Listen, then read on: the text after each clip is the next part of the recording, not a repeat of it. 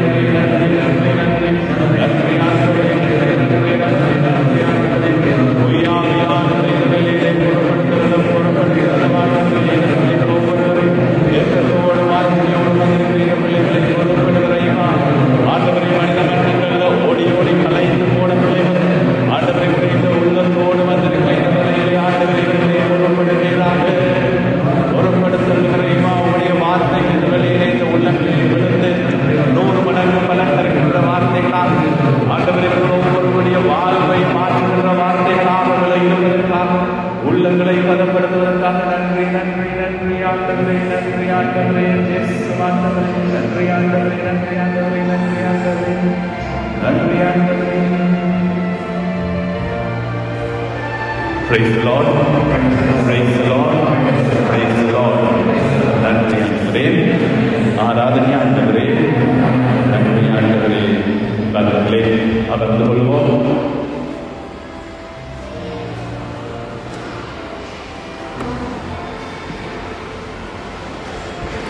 மறுபடியும் உங்களை சந்திப்பதில் ரொம்ப மகிழ்ச்சி எனக்கு.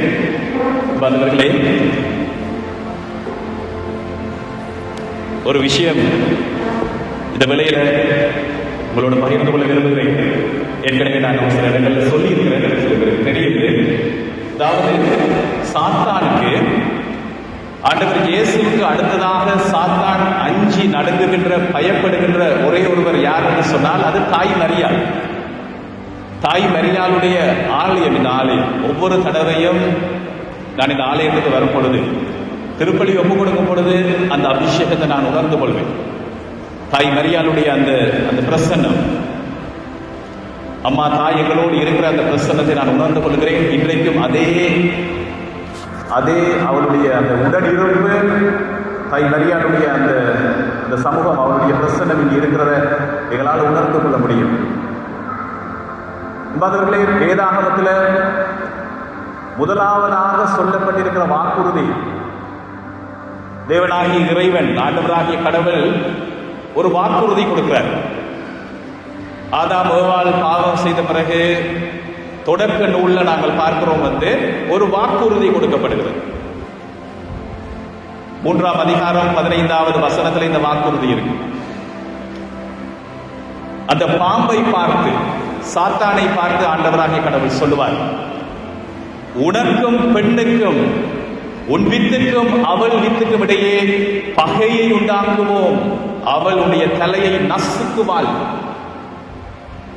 அந்த வார்த்தை அன்பார்ந்த சகோதர சகோதரிகளை யாரை பற்றியது என்று சொன்னால் தாய் மரியாளை பற்றியது. அவளுடைய ஆலயத்தில் நாங்கள் கூடி வந்திருக்கிறோம். சில மாதங்களுக்கு முன்னர் நான் டிவைன் ரிட்ரீட் சென்டருக்கு போன நேரத்தில் நான் சொல்லியிருக்கிறேன். இதை ஒரு பிரதர் தன்னுடைய சாட்சியை பகிர்ந்து கொண்டார். அவர் கவுன்சிலிங் கொடுத்துட்டு இருக்கும் போதே முன்னுக்கு இருந்த அந்த பெண்மணி, அந்த அம்மாவுக்கு திடீரென்று அவங்களுக்கு இருந்த பேய் ஒரு மேனிஃபெஸ்டேஷன் ஆஃப் டெவல் அப்படின்னு பேய் எழுப்பி ஆட தொடங்கிச்சு. இவருக்கு தான் முதல் தடவை. இவர் ஒரு பொது நிலையினர். இவருக்கு இதை என்ன ஹேண்டில் பண்றது தெரியாது. கவுன்சிலிங் தெரியும், ஆனால் அவர் என்ன செய்யறதுன்னு தெரியல. அவர் மன்றாட தொடங்கினாரு, வார்த்தைகளை சொல்லி பார்த்தாரு, ஆனா பேய் போற மாதிரி இல்லை. திடீரென்று அவருக்கு ஒரு வெளிச்சம், அருள் நிறைந்த மரியாதை என்று சிவத்தை அவர் சொல்ல தொடங்கினார். அருள் நிறைந்த மரியை வாழ்க ஆண்டவர் உங்களுடைய என்று சொல்லி முதலாவது முடிந்து, 2வது பகுதியில புனித மரியே இறைவனின் தாயே அப்படின்னு சொன்ன நேரத்தில் holy Mary mother of God என்ற வேளையில் அந்த வார்த்தை சொன்ன தருணத்தில் அந்த பேய் பெரிய சத்தத்தோடு அப்படியே விலகி போனது. அப்படின்னு சகோதர சகோதரிகளே, தாய் மரியாளுக்கு இருக்கக்கூடிய அந்த மகிமை, அந்த வல்லமை, சாத்தான் அஞ்சி நடுங்குகின்ற ஒருவர் என்று சொன்னால் தாய் மரியா. நாங்கள் சொல்லுகிற ஒவ்வொரு அருள் நிறைந்த மரியாயையும் எப்படின்னு சொன்னா, இந்த சாத்தானை நோக்கி நாங்கள் வீசக்கூடிய அம்புகள் போல, ஈட்டிகள் போல, உங்களோட வாழ்க்கையில உங்களை பாதுகாத்துக் கொள்ள, ஒரு நெருப்பை போல உங்களை பாதுகாத்துக் கொள்ள, நீங்கள் எந்த நிலையில இருந்தாலும் இந்த உலகில என்பது சகோதர சகோதரி, நாங்கள் வாழுகின்ற இந்த வாழ்க்கை கண்களால தெரிகிறவர்களோடு மட்டும் நாங்கள் போராடுவதில்லை என்று சொல்லி பவுல் சொல்லுவார். நாங்கள் கண்களால் தெரிகின்றவர்களோடும் சக்திகளோடும் மட்டும் போராடுவதில்லை, கண்களுக்கு தெரியாத இந்த விண்ணகத்தில் இருக்கக்கூடிய, ஆகாயத்தில் இருக்கக்கூடிய சக்திகள், பறந்து திரியக்கூடிய சக்திகள், தீய சக்திகள், எங்களுக்கு எதிரானவர்கள், இவர்களுக்கு எதிராக நாங்கள் போராடுகிற இந்த வாழ்க்கையில என்பது சகோதர சகோதரிகளே, பல வேளைகளை நாங்கள் எப்படி இந்த சண்டைக்கு போறோம்னா, எந்த விதமான கவரும் இல்லாமல், எந்த பாதுகாப்பும் இல்லாமல் நாங்கள் அப்படியே டிராவல் பண்ணிட்டு இருக்கிறோம். நாங்கள் செய்யக்கூடிய ஒரு அற்புதமான ஒரு காரியம், இந்த திருச்செப மாலையை கையில் எடுத்து வைத்துக் கொள்ளுங்கள். இன்றைக்கு கொண்டாந்தவங்க திருச்செப மாலையை வைத்துக் கொள்ளுங்க. உங்களுக்கு என்று சொல்லி ஒரு ரோசரி இல்லை என்று சொன்னால் ஒரு ரோசரியை வாங்கி ஃபாதரோட கொடுத்து ஆசீர்வதிச்சு வச்சுக்கொள்ளுங்க. அடிக்கடி திருச்சிவமாலையை சொல்லுங்க. இந்த வழிபாட்டை தொடங்குகிற இந்த வேளையில அந்த தாய் மரியாளுடைய பரிந்துரையை வேண்டி இந்த ஆலயத்தில் தாய் மரியாளை பார்த்து உட்கார்ந்தவர்கள் இந்த வேளையில நாங்கள் எங்களுக்கு தெரிந்த ஒரு பாடலை, மரியாளுக்குரிய ஒரு பாடலை நாங்கள் பாடி தாய் மரியாளை இந்த நேரத்தை பொறுப்படும் என்று சொல்லி இங்க இருக்கிற ஒவ்வொரு பிள்ளைகளும் ஆண்டவரே நீர் சொன்ன அந்த வார்த்தையின் நிமித்தம் இயேசு ஆண்டவர் தன்னுடைய பணியை தொடங்கினார் காணாவூரிலே, இவர்களுக்கு ரசம் தீர்ந்து விட்டது, இவருடைய வாழ்க்கையிலே இருக்கக்கூடிய மகிழ்ச்சி தீர்ந்து விட்டது, உடைந்து போன நிலையோடு இருக்கிறார்கள், ஆகவே உடைய பணியை ஆரம்பியும் என்று சொன்ன அந்த வார்த்தையில் இருந்து ஆண்டவர் இயேசு அந்த பணியை ஆரம்பித்தாரே. சிலுவை அடியில தாய் மரியாள் இருந்த வேளையில அவருடைய இரத்தமும் தண்ணீரும் முதலாவதாக விழுந்து நிரப்பியது தாய் மரியாளை. தூய ஆவியினுடைய அருள் பொழிவை பெற்றுக் கொண்டவள் தாய் மரியாள். அதனாலதான் எல்லா சீடர்களையும் அழைத்து கொண்டு, எல்லா சீடர்களும் ஓண்டா திக்கா சிதறி ஓடிய வேளையில் எல்லாரையும் கூப்பிட்டு அழைத்து கொண்டு மேல் மாடியில போய் காத்திருந்தார்கள். தாய் மரியாள் இல்லை என்று சொன்னால் அந்த அருள் பொழிவு கிடைக்கும் போது சீடர்கள் அதை மிஸ் பண்ணியிருப்பாங்க. திருச்சபை உதயமான தருணம் அது. அன்றிலிருந்து அன்பார்ந்த சகோதர சகோதரிகளே, இயேசுவே ஆண்டவர் என்று சொல்லி அறிவித்து தூய ஆவி எனக்கு வழங்கப்பட வேண்டும் என்று சொல்லி மன்றாடுகின்ற ஒவ்வொருவருக்கும் அந்த தூய ஆவியானவர் அருளப்படுத்தார். ஆகவே அன்பார்கள் இந்த வேளையில கண்களை மூடி தாய் மரியாதை நினைத்துக் கொள்வோம். அவருடைய ஆலயத்துல அம்மா இந்த நேரத்திலே என்னுடைய வாழ்வையும் என்னுடைய குடும்பத்தையும் பொறுப்பிடும் என்று சொல்லி நான் இந்த பாடலை பார்க்கிறோம்.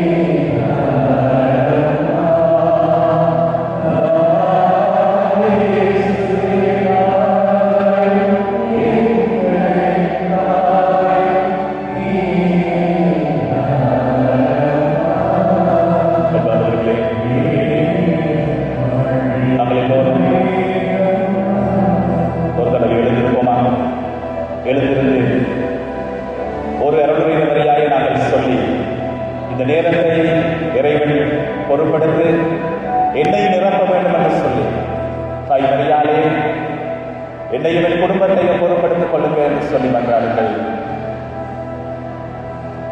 எனக்கு அருகில் இருக்கிற இந்த சகோதர சகோதரிகளை ஆண்டவரையை பொறுப்படுத்திக் கொள்ளுங்க என்று மன்றாடுங்கள். அருள் மீண்டும் அறிக்கையை வாழ்ந்து ஆண்டவர்களுடைய ஆசீர்வதிக்கப்பட்டவர்களே உம்முடைய திருவயிற்றின்கனியாகிய இயேசுவும் ஆசீர்வதிக்கப்பட்டவர்களே. புனித மரியே இறைவனின் தாயே பாவிகளாக இப்பொழுது வரும் நேரத்திலும் வேண்டிக் கொள்ளும். ஆமென். Praise the Lord. Praise the Lord. நன்றி ஆண்டவரே, ஆராதனை ஆண்டவரே. அமர்ந்து கொள்வோம். சகோதர சகோதரிகளே, இன்றைய நாளுக்கான இறை வார்த்தைகள் இந்த தவக்காலத்தினுடைய 5வது வாரம், இறுதி வாரம். அடுத்த வாரம் நாங்க புனித வாரத்துக்குள்ள நாங்கள் நுழைகிறோம். அப்படி சொன்னால் இந்த வெள்ளிக்கிழமையோட தவக்கால முடிவு பெற்று இன்னொரு சின்ன ஒரு ஷிஃப்ட் இருக்கு. அது புனித வாரம் என்று சொல்லுகின்ற அந்த ஒரு வாரம். அது திருவழிப்பாட்டு நாட்காட்டியினுடைய மகுடம் போல கிளைமேக்ஸ் அந்த புனித வாரம். அது தவக்காலத்தினுடைய இறுதி வாரம். ஒரு அற்புதமான ஒரு வாரம். நான் நினைக்கிறேன் இங்க வந்திருக்கின்ற உங்கள் ஒவ்வொருவருக்கும் ஒரு அற்புதமான ஒரு தருணம். ஆண்டவர் இயேசுவை பெற்றுக்கொள்ளுகின்ற, குறிப்பாக தூய ஆவியை பெற்றுக்கொள்கின்ற ஒரு அற்புதமான ஒரு தருணம். இன்றைக்கு என்ன ஆண்டவருடைய வார்த்தை எங்களுக்கு என்ன அப்படின்னு சொன்னா, நீங்க பல தடவைகள் கேட்டிருக்கக்கூடிய ஒரு சின்ன விஷயம், ஆனால் பெரிய டைனமைட் பவரை போல வல்லமையான விஷயம். இதை பெற்றுக்கொண்டவங்க நீங்க எப்பவே கிளம்பி வீட்டுக்கு போயிடலாம். அது சின்ன விஷயம் என்ன அப்படின்னு சொன்னால், தூய ஆவியை பெற்றுக்கொண்டு தூய ஆவியை தொடர்ந்து பெற்றுக்கொண்டே இருங்க. தூய ஆவியால நிரப்பப்பட்டு கொண்டே இருங்க என்றது. நாங்கள் தூய ஆவியால் நிரப்பப்பட்டு தான் வாழ்ந்து கொண்டிருக்கிறோம் அப்படின்னு சொன்னா, பிரைஸ் தி லார்ட், நீங்க அந்த ரகசியத்தை கண்டுபிடிச்சிட்டீங்க. அந்த நற்செய்தியை நீங்க அறிந்து கொண்டீங்க. இந்த உலகத்தை மாற்றி அமைத்த, அது வரைக்கும் மனித வல்லமையில பல முயற்சிகளை செய்து அங்கும் இங்கும் ஓடி திரிஞ்சு பல காரியங்களை செய்த இந்த உலகத்துல இந்த வரலாற்றை பிரித்த அந்த தருணம், கிறிஸ்துவுக்கு முன் கிறிஸ்துவுக்கு பின் அப்படின்னு சொல்லி இரண்டாக பிரித்த அந்த தருணம், அந்த தூய ஆவியினுடைய அருள் பொழிவு. சகோதர சகோதரிகளே, இந்த தூய ஆவியானவர் அப்ப அதுக்கு முதல் எங்க இருக்கு இல்லையா? ஃபாதர், பழைய ஏற்பாட்டில் தூய ஆவி இருக்கு இல்லையா? தூய ஆவியானவர் என்பவர் அந்த சகோதர சகோதரிகளே, பரம திருத்துவம் என்று சொல்லக்கூடிய கடவுளுடைய 3 ஆட்கள். இதங்களுக்கு வெளிப்படுத்திய ஆண்டவர் இயேசு. ஆண்டவர் இயேசு எங்களுக்கு வெளிப்படுத்தவில்லை என்று சொன்னால் எங்களுக்கு பல விஷயங்கள் தெரிந்திருக்காது. ஆண்டவர் இயேசு தந்தையை வெளிப்படுத்தினார், தன்னை வெளிப்படுத்தினார், தான் யார் என்று சொல்லி, தான் கடவுளுடைய மகன். இன்றைக்கு சில பேர் கேட்பாங்க, கிறிஸ்தவர்களுக்கு எதிரானவங்க கேட்கக்கூடிய ஒரு கேள்வி எப்படின்னா, எங்கேயாவது பைபிள்ல காட்டுங்க பாப்போம், இயேசு தன்னை கடவுள் என்று சொல்லியிருக்கிறார் எங்கேயாவது என்று சொல்லி, எங்கேயாவது நேரடியா நான் கடவுள் என்று எங்கேயாவது சொல்லியிருக்கிறார் என்று நீங்களும் தேடி பார்த்தீங்கன்னு சொன்னா எங்கேயுமே அவர் வெளிப்படுத்தியிருக்க மாட்டார் நான் கடவுள் என்று சொல்லி. ஆனால் இயேசு தன்னை வெளிப்படுத்தியது எப்படி என்று சொன்னால், தான் கடவுளுடைய மகன் என்று சொல்லி. இயேசு தன்னை கடவுளுடைய மகன். ஆனா யோவான் நற்செய்தியில 1ஆம் அதிகாரத்துல மறைமுகமான ஒரு வெளிப்பாடு இருக்கு. அவருடைய இறை இயல்பை பற்றி, அவருடைய தெய்வீக தன்மையை பற்றி. இந்த மகன் இயேசு ஆண்டவர் வார்த்தையாக இருந்தார் அப்படி என்று சொல்லி, அந்த வார்த்தையாக இருந்தவர் கடவுளோடு ஒன்றாக இருந்தார் என்று சொல்லி யோவான் நற்செய்தி தொடக்கத்தை வாசிச்சு பார்த்தீங்கன்னு சொன்னா உங்களுக்கு தெரியும். வார்த்தை என்பது இறைவனோடு ஒன்றாக இருந்தது. அந்த வார்த்தை மனுவானார், நம்முடைய குடிகொண்டார் அப்படின்னும் போது அது இறைவனோடு இருந்தவர், கடவுளுடைய இருந்தவர், தந்தையாக இருந்தவர் என்பது ஆண்டவர் இயேசுவை பற்றியது. அது வேதாகமத்தில் கடவுள் தன்னை கடவுள், ஆண்டவர் இயேசு தன்னை கடவுள் என்று சொல்லியிருக்கிறார் என்று சொன்னா இல்லை. ஆனால் தன்னை கடவுளுடைய மகன் என்று சொல்லி வெளிப்படுத்தி இருக்கிறார். அதுதான் ஆண்டவர் இயேசுவினுடைய ஐடென்டிட்டி, அடையாளம். அவை நீங்க குழப்பிக் கொள்ளாதீங்க. கடவுளுடைய மகன், இது ஒரு சரியான ஒரு யூனிக்கான ஒரு விஷயம். திருச்சபையில கிறிஸ்தவர்கள் எங்களுக்கு வெளிப்படுத்தப்பட்டிருக்கிற விடயம், கடவுள் யார் என்று சொன்னால் எங்களுக்கு கடவுள் 3 ஆட்களாக இருக்கிறார். எப்படி இருக்கிறாரு? 3 ஆட்களாக இருக்கிறார். முதலாவது யாரு? தந்தையாகிய கடவுள், மகனாகிய கடவுள். அந்த மகன் அடிக்கடி சொல்லுவார், தந்தையாகிய இறைவன் உங்களுக்கு ஒரு பெரும் கொடையை தருவதாக அந்த வாக்குறுதியை கொடுத்திருக்கிறார். அந்த கொடை என்னவென்று சொன்னால் தூய ஆவியானவர். தூய ஆவியானவரை பற்றியும் ஆண்டவர் இயேசு வெளிப்படுத்தி இருக்கிறார். இல்லை என்று சொன்னால் எங்களுக்கு பல விஷயங்கள் தெரியாது.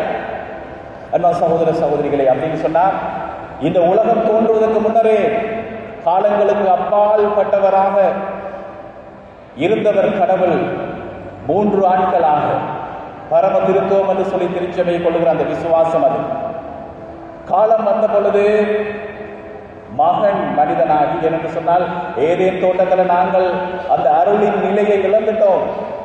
சாத்தானுடைய அந்த சூழ்ச்சிக்குள்ள எங்களுடைய ஆதி பெற்றோர் தவறிழைத்து கீழ்ப்படியாமல் போனதால, அந்த பாவத்துக்குள்ள விழுந்ததால அந்த அருளின் நிலையை இழந்து, ஒரு வகையில சொல்வது என்று சொன்னால் கடவுளோடு இருக்கிற அந்த உடன் இருப்பை, அந்த ஆவிக்குள்ள வாழுகிற அந்த அருள் நிலையை நாங்கள் இழந்து வெளியில விரட்டப்பட்டோம்.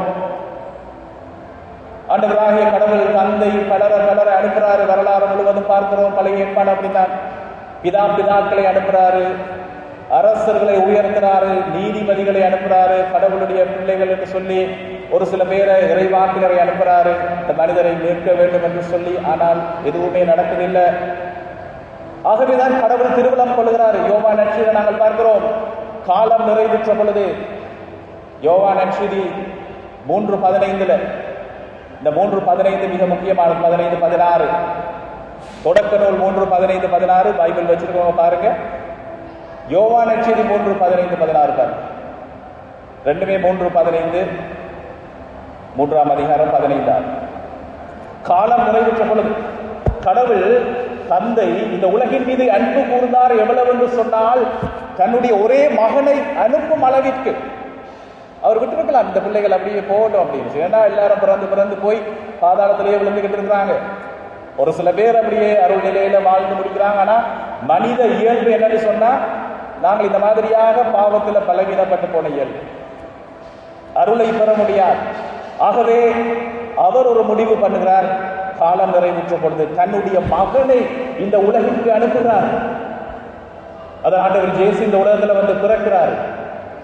ஆண்டவர் இயேசு பிறந்து, அன்பார்ந்த சகோதர சகோதரிகளே, இந்த கடவுள் யார் என்று சொல்லி எங்களுக்கு காட்டினார். தந்தையாகிய இறைவனுடைய உள்ளத்தை, அவர் எப்படி எங்களை அன்பு செய்கிறார் என்று சொல்லி. அதுக்கு முதல் இருந்தவங்க எல்லாம் கடவுள் கொடுமையானவர், தண்டிக்கிறவர், தூரத்தில் இருக்கிறவர் என்று சொல்லி பார்த்து கொண்டிருந்த கடவுள் அல்ல. எப்படி ஒரு செல்ல பிள்ளைய ஒரு அப்பான்னு சொல்லி அழைக்கிற, கட்டிப்பிடிச்சு அணைக்கிற. யோசிச்சு பாருங்க, ஒரு நல்ல ஒரு அப்பா தன்னுடைய மகளை ஒரு குழந்தை எப்படி அணைப்பாரோ, அள்ளி எடுப்பாரோ, அந்த மாதிரியான உள்ளம் கொண்டவர் தந்தை. அதான் ஆண்டவர் இயேசு எப்பயுமே கடவுளை அப்பா என்று சொல்லி கூப்பிடுவார். இதைதான் எங்களுக்கு கற்றுக் கொடுத்தார். அது மட்டுமல்ல, ஆண்டவர் இயேசு இந்த உலகத்தில் பிறப்பதற்கு அது மிக முக்கியமானது. அவருடைய பலி செலுத்தப்பட வேண்டியிருந்தது. மீட்பை பெற்றுக்கொள்ள அந்த கடன் செலுத்தப்பட வேண்டியிருந்தது. ஏனென்று சொன்னால், ஏதேன் தோட்டத்தில் அந்த நடந்த சூழ்ச்சியில அருளை இழந்துட்டோம். எவ்வளவு பேர் வந்து வந்து வந்து கற்றுக் கொடுத்தாலும் சொல்லிக் கொடுத்தாலும் எங்களை தூக்கி நிறுத்த முடியல. ஆகவே ஒருவருடைய ரத்தம் சிந்தப்பட வேண்டி இருந்தது. இந்த பழைய ஏற்பாடு இருக்கிற பெரிய ஒரு இறையியல் பாவ பரிகார பலி என்று சொல்லி ஆடு மாடுகளுடைய பலி ரத்தம் சிந்துவாங்க.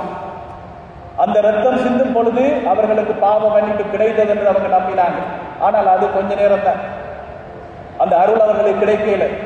ஆகவேதான் கடவுளுடைய மகன் இறங்கி வந்து அவர் தன்னுடைய ரத்தத்தை சிந்தி, இரண்டாம் சகோதர சகோதரிகளே, அந்த சிலுவையில் ஆண்டவர் இயேசு சிந்தி அந்த ரத்தம், அதனால எங்களை கழுவி அவர் தூய்மைப்படுத்தினார்.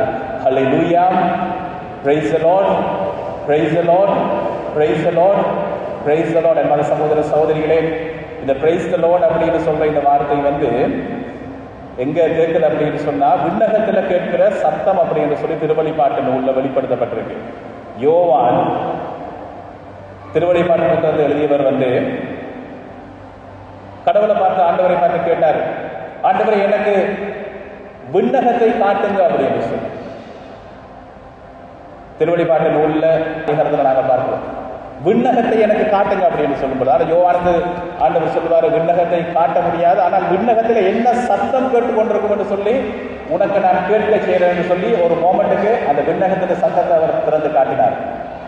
என்ன கேட்டுக்கொண்டிருந்தது என்று சொன்னால், இறைவனை துதித்து துதித்து price the Lord, hallelujah, price the Lord என்ற குரல் ஓயாமல் ஒலித்துக் கொண்டிருக்கு. அதை நாங்கள் வந்து பிரைஸ் தி லார்ட், அல்லேலூயான்னு சொல்லும் பொழுது, ஆண்டவரை துதித்து பாடும் பொழுது என்ன நடக்குன்னா, அந்த விண்ணகம் எங்கள் மத்தியில் அப்படியே இறங்கி வருகிற அனுபவம். ஆகவே நீங்க பிரைஸ் தி லார்ட் என்று சொல்றதுக்கு, ஆண்டவரை துதிப்பது என்பது நீங்க தனியே இருக்கிற நேரமாக இருக்கலாம், வீட்டில் இருக்கலாம், அல்லது இந்த மாதிரி ஆலயத்தில் ஒன்றாக கூடி பிரைஸ் தி லார்ட் என்று சொல்லிக்கிற நேரத்தில் என்ன நடக்குதுன்னா, அந்த விண்ணகம் எங்கள் மத்தியில் இறங்கி வருகிறது. நம்ம சகோதர சகோதரிகளே, இந்த வேளையில நாங்கள் எல்லோரும் எழுந்திருப்போமா? எழுந்திருந்து இயேசு ஆண்டவரை இந்த வேளையில நாங்கள் ஆராதிக்க தொடங்குவோம். ஆண்டவரே, உங்களுடைய அருள் பொழிவை எங்களுக்கு தாரும் என்று சொல்லி நீர் எங்களுக்கு கற்றுக் கொடுக்கிற இந்த தருணத்திலே எங்களுடைய உள்ளத்திலே உங்களுடைய வார்த்தை இருக்கின்ற விதைகள் விழுந்து விழுந்து 100 மடங்கு பலன் தர வேண்டும் என்று சொல்லி நாங்கள் ஆண்டவரை ஆராதிக்க தொடங்குவோமா? ஆண்டவரை துதிக்க தொடங்குங்க.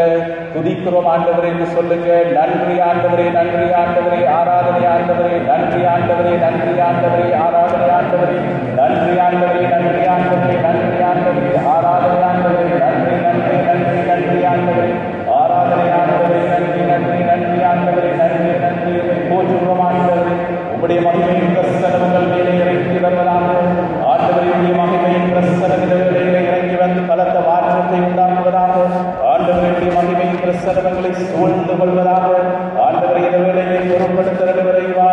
ஆண்டவரை உங்களுடைய அபிஷேகம் பிரசனம் இந்த வேளையிலே இறங்கி வரட்டும், இறங்கி வரட்டும் ஆண்டவரே. உமை போற்றுகிறோம் ஆண்டவரே, போற்றுகிறோம் ஆண்டவரே, புகழ்கிறோம் ஆண்டவரே.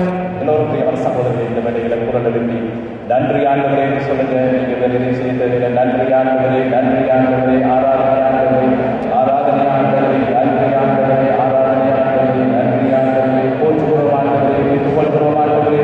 ஆண்டவரே நாங்கள் ஒரு கோடி கலைந்து போயிருக்கிறோம், உண்மை போற்றுகிறோம். நன்றி நன்றி நன்றி ஆண்டவரே, நன்றி நன்றி நன்றி ஆண்டவரே, நன்றி நன்றி நன்றி ஆண்டவரே, நன்றி நன்றி நன்றி ஆண்டவரே.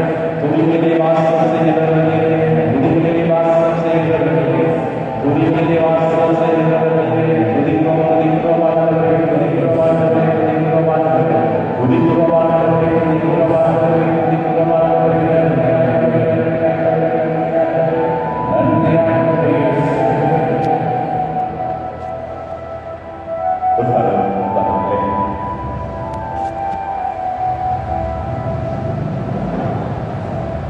பிரியமான சகோதரர்களே, இன்றைய நாளில் முதலாவது வாசகம்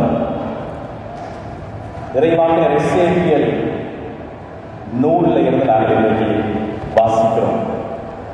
எசேக்கியேல் இறைவாக்கினர் அவர் யார் அப்படின்னு சொன்னால், அவர் ஒரு இறைவாக்கினர் என்பதற்கு முதல் அவர் ஒரு குருவாளர். பழைய ஏற்பாட்டில் பலி செலுத்துகிறதுக்கு ஒரே ஒரு இடம் தான் இருக்கு. யூதர்களை பொறுத்த மட்டும் ஜெருசலேம் ஆலயத்தில் மட்டும்தான் பலி ஒப்பு கொடுப்பார்கள். குருக்கள் மட்டும்தான் பலி ஒப்பு கொடுப்பார்கள். இப்போ மற்ற இடங்கள் எல்லாம் என்னன்னு சொன்னால் அது செபக்கூடங்கள். அந்த செபக்கூடத்தில் என்ன செய்வாங்கன்னா ஆண்டவருடைய வார்த்தையை வாசிப்பாங்க, துதி பாடல்கள் பாடுவார்கள். ஆனால் பலி ஒப்பு கொடுப்பது என்பது ஜெருசலேம் ஆலயத்தில் மட்டும்தான். ஏனென்றால் ஜெருசலேம் ஆலயத்தில் தான் இறைவனுடைய உடன்படிக்கையின் பேழை இருந்தது. இந்த உடன்படிக்கையின் பேழை என்பது சீனாய் மலையில இருந்த அந்த ஆண்டவருடைய அந்த பிரசன்னம் உடன்படிக்கையின் பேழையில ஹோலி ஆஃப் ஹோலிஸ், தூயகம் என்று சொல்லி அதுக்குள்ள எல்லாருமே நுழைய முடியாது. தலைமை குரு மட்டும் உள்ளுக்கு போவார். அதுவும் ஒரு வருடத்துல ஒரு தடவை மட்டும். அதுக்கு முதல்ல இருக்கக்கூடிய ஒரு ஸ்டேஜா இருக்கு. அந்த மற்ற அதுக்கு இருக்கக்கூடிய பலி ஒப்பு கொடுக்கிற முன்னுக்கு இருக்கிற இடத்துல மற்ற குருக்கள், அந்த ஆண்டுக்காக தெரிவு செய்யப்பட்ட குருக்கள் வந்து தங்களை தூய்மைப்படுத்தி பலி ஒப்பு கொடுப்பாங்க. பல்வேறு காரணங்களுக்காக ஆடு மாடுகளை ஒட்டி பலி ஒப்பு கொடுப்பாங்க. அது இதுதான் இந்த ஜெருசலேம் ஆலயம், ஜெருசலேம் என்கின்ற இந்த வார்த்தையினுடைய முக்கியத்துவம். இந்த இறைவாக்கினர் எசேக்கியேல் என்று சொல்லக்கூடிய இந்த இறைவாக்கினர் ஒரு குருவாக பணியை ஆற்றுவதற்காக தயாரிக்கப்பட்டது. ஆனா அவருக்கு ஒரு 20 வயசு இருக்கும் போது அவருக்கு அந்த பலியை ஒப்பு கொடுக்கிறதுக்கான சந்தர்ப்பம் இல்லாம போச்சு. என்ன காரணம் என்று சொன்னால், அந்த காலத்துல தான் பபிலோனியா, இன்றைக்கு ஈராக் என்று சொல்லுகிற இந்த நாடு, இஸ்ரேல் மக்களை வந்து படையெடுத்து வர்றாங்க. அவர்கள் வந்து யூதேயாவில் இருக்கக்கூடிய அந்த யூத அரசுல அந்த ஜெருசலேமை கைப்பற்றாங்க. அந்த வேளையில் இருந்த யோகாக்கிம் என்கின்ற அந்த அரசர் சரணடைகிறார். என்று சொன்னா எல்லா படையும் சூழ்ந்து நிற்குது, இனி ஒன்றும் செய்ய முடியாது, இனி போராட எங்களால் முடியாது என்று அவர் சரணடைய இந்த நெபுக்கத்நேசார் என்கின்ற இந்த பபிலோனிய மன்னன், ஓகே எங்களுக்கு வேண்டியதை நாங்கள் எடுத்துக்கொண்டு போகிறோம், உங்களை நாங்கள் கொள்ளையில என்ன உங்களுக்கு வேணும் என்று சொன்னால், அந்த வேளையில தான் அவர்கள் பபிலோனியாவில் பெரிய பெரிய கட்டுமான பணிகளை செய்து கொண்டிருந்தாங்க. எகிப்தில் இருக்கக்கூடிய பிரமிடுகள் மாதிரி பபிலோனியா, ஈராக் போனவங்களுக்கு தெரியும், இந்த ஜிராசிட்னு சொல்லக்கூடிய பெரிய பெரிய கோபுரங்கள், கட்டிடங்களை கட்டி கொண்டிருந்தாங்க. ஆகவே அங்கு வந்து அந்த கட்டிட வேலைக்கு தேவையான நல்ல வாட்டசாட்டமான இளைஞர்கள் தேவை, அந்த கட்டுமான பணிகளை செய்யக்கூடிய அறிவுள்ளவர்கள் தேவை. அது மட்டுமல்ல, இந்த ஜெருசலேம் ஆலயத்தில் இருந்த இந்த தங்கம், இந்த பெருமதி மிக்க இந்த பொருட்கள் எல்லாம் தேவை என்று சொல்லி அவளதையும் எடுத்துக்கொண்டு இந்த படை அப்படியே போயிடும். இந்த வேளையில் பிரியமான சகோதர சகோதரிகளே, ஜெருசலேத்துக்கு அவர்கள், ஜெருசலேம் என்று சொன்னால் யூதர்கள், இந்த வேளையில் ஓரளவு பாபிலோனியர்களுக்கு இப்ப அடிமைகளாகிற தருணம். யூதர்களுடைய வாழ்க்கையில் இருந்த மிக மிக வேதனையான அனுபவம் இவர்கள் இன்னொரு இனத்துக்கு அடிமைகளாக வாழ்வது. இரண்டாவது தருணம் என்ன நடக்குதுன்னு சொன்னா, அதுக்கு பிறகு ஒரு கிளர்ச்சி செய்கிறாங்க. ஒரு பெரிய வரலாறு நான் ஷோர்ட்டா சொல்றேன், என்னுடைய முக்கியம் இதை புரிந்து கொள்வது. இரண்டாவது விஷயம் என்ன நடக்குது, ஒரு 4-5 வருஷத்துக்கு பிறகு மறுபடியும் இந்த அரசன் யோகாக்கிம் திரும்பவும் ஒரு கலகம் செய்கிறான். இந்த பாபிலோனியர்களுக்கு எதிராக கலகம் செய்யும் போது கோபம் கொண்ட அந்த அரசன் நபுக்கத்நேசர் திரும்ப இதுதான் மிகப்பெரிய ஒரு வேதனை. சொல்லுவாங்க இஸ்ரேல் மக்களுடைய முதுகெலும்பு உடைக்கப்பட்ட தருணம். இந்த பாபிலோனிய அடிமைத்தனம் எப்படின்னு சொன்னா, ஒரு மரத்தை ஒரே அடியா வெட்டையில, முதல்ல கிளைய வெட்டி, அதுக்கு பிறகு தண்டை வெட்டி, மூன்றாவதாக வேற அப்படியே புதுக்கி எடுத்த மாதிரி ஒரு அனுபவம். இரண்டாவது தருணம் இப்படி கலகம் செஞ்சதால மறுபடியும் நேபுகத்நேசர் அந்த அரசனை பிடிச்சு, எல்லாரையும் பிடிச்சு, அந்த அரசன் எல்லோருக்கும் முன்னிலையும் அவருடைய கண்களை தோண்டி எடுத்து அங்கு இருந்த ஒரு 10,000 பேர் எல்லாரையும் அப்படியே இழுத்து கொண்டு அவருடைய நாட்டுக்கு அடிமைகளாக இழுத்து செல்லுகிற ஒரு அனுபவம். அடிமைகளாக கொண்டு போய் அவங்களுக்கு சாப்பாடு கொடுத்து வளர்க்கறதுக்கு இல்லை, அங்கு போய் அடிமைகளாக வேலை செய்வது. எந்த நம்பிக்கை, இறைவன் எங்களை கைவிட்டு விட்டாரே என்கிற அந்த பெரிய உணர்வு. இந்த வேதாகமத்தில் நாங்கள் காணக்கூடிய இந்த இஸ்ரேல் மக்களுடைய வேதனை தங்களோட குடும்பங்களை பிரிஞ்சிருக்கிற நிலை. அது மட்டுமல்ல, நாங்கள் ஆண்டவரோடு இருந்தோமே, ஆசீர்வாதமாக வாழ்ந்தோமே, எங்களோட வாழ்க்கைய, எங்களோட கலாச்சாரம், எங்களுக்கு விருப்பமான விஷயங்களை செய்தது எல்லாம் இன்றைக்கு இழந்து போகிற நிலை. இதெல்லாம் எசேக்கியேல் இறைவாக்கினரும் இந்த அடிமைகளோட அடிமைகளாக போகிறார். பாபிலோனியாவில் போய் அங்கே இருந்து இரவு பகலாக வேலை, அடிமை சங்கிலியில கட்டிட்டு வேலைக்கு மட்டும் விடுவாங்க. செங்கற்களை எடுத்தெடுத்து பெரிய பெரிய போகிறதுக்கு ஒவ்வொரு ஆட்களாக கொண்டு போய் ஏற்றோம். கடவுளால் தெரிந்து கொள்ளப்பட்ட இனம், கடவுள் எங்களை ஆசீர்வதித்தவர். என்பார் சகோதர சகோதரிகளை, வாழ்க்கையில் ஆசீர்வாதங்கள் இல்லாமல் போகும்போது இறைவன் என்னை ஆசீர்வதித்திருக்கிறாரு. ஆனால் இன்றைக்கு என்னுடைய ஆசீர்வாதம் என்னுடைய வாழ்க்கையில் இல்லாமல் போகும்போது நாங்கள் அழுகிற அந்த அழுகையில், ஆண்டவர் என்னை ஆசீர்வதித்து என்னை காப்பாற்றி இருக்கிறார், எனக்கு நல்ல வாழ்க்கையை கொடுத்திருக்கிறார், ஆனால் இன்றைக்கு நான் தனித்து விடப்பட்டிருக்கிறேன். அதுக்கு காரணங்கள் பல இருக்கலாம். சில வேளைகள் என்னுடைய பாவம் காரணமாக இருக்கலாம், சில வேளைகள் எங்களால் புரிந்து கொள்ள முடியாத காரணங்கள் இருக்கலாம். இன்றைக்கு இதை நான் சொல்லும் பொழுது உங்களுக்கு தெரியும், ஒரு சில பேருடைய வாழ்க்கையில இறைவனுடைய பிரசன்னம் என்னை விட்டு தூர விலகி போயிடுச்சோ என்று சொல்லி தெரிகிற அந்த பெரிய அங்கலாய்ப்பு. எப்படி ஒரு அம்மா அப்பா ஒரு குழந்தையில கையை பிடிச்சிட்டு போகும்போது திடீர்னு கையை விட்டுட்டு அந்த பிள்ளை பரிதவித்து போயிடும். ஆண்டவருடைய பார்வையில இருந்து அவருடைய வெளிச்சம் எங்களுடைய குடும்பத்தை விட்டு, என்னை விட்டு தூர விலகி போயிடுச்சுன்னு சொன்னா அது ஒரு பெரிய ஒரு வெறுமை. இஸ்ரேல் மக்கள் அனுபவித்த அந்த அனுபவம் அந்த காலத்துல.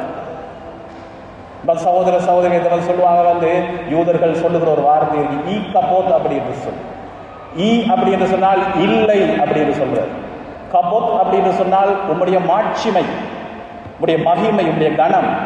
அது ஈ கபோத் அப்படி என்று சொன்னால் உம்முடைய மகிமை விலகி சென்று விட்டது, உம்முடைய பிரசன்னம் எங்களை விட்டு விலகி சென்று விட்டது. சன்மாதவர்களுடைய வாழ்க்கையில எது இருந்தாலும் கடவுளுடைய பிரசன்னம் எங்களோட வாழ்க்கையில இல்லை என்று சொன்னால் அது பெரிய ஒரு வெறுமை. அந்த வெறுமை இருந்ததுன்னு சொன்னா எல்லாமே எங்களுக்கு இல்லாத மாதிரி தான்.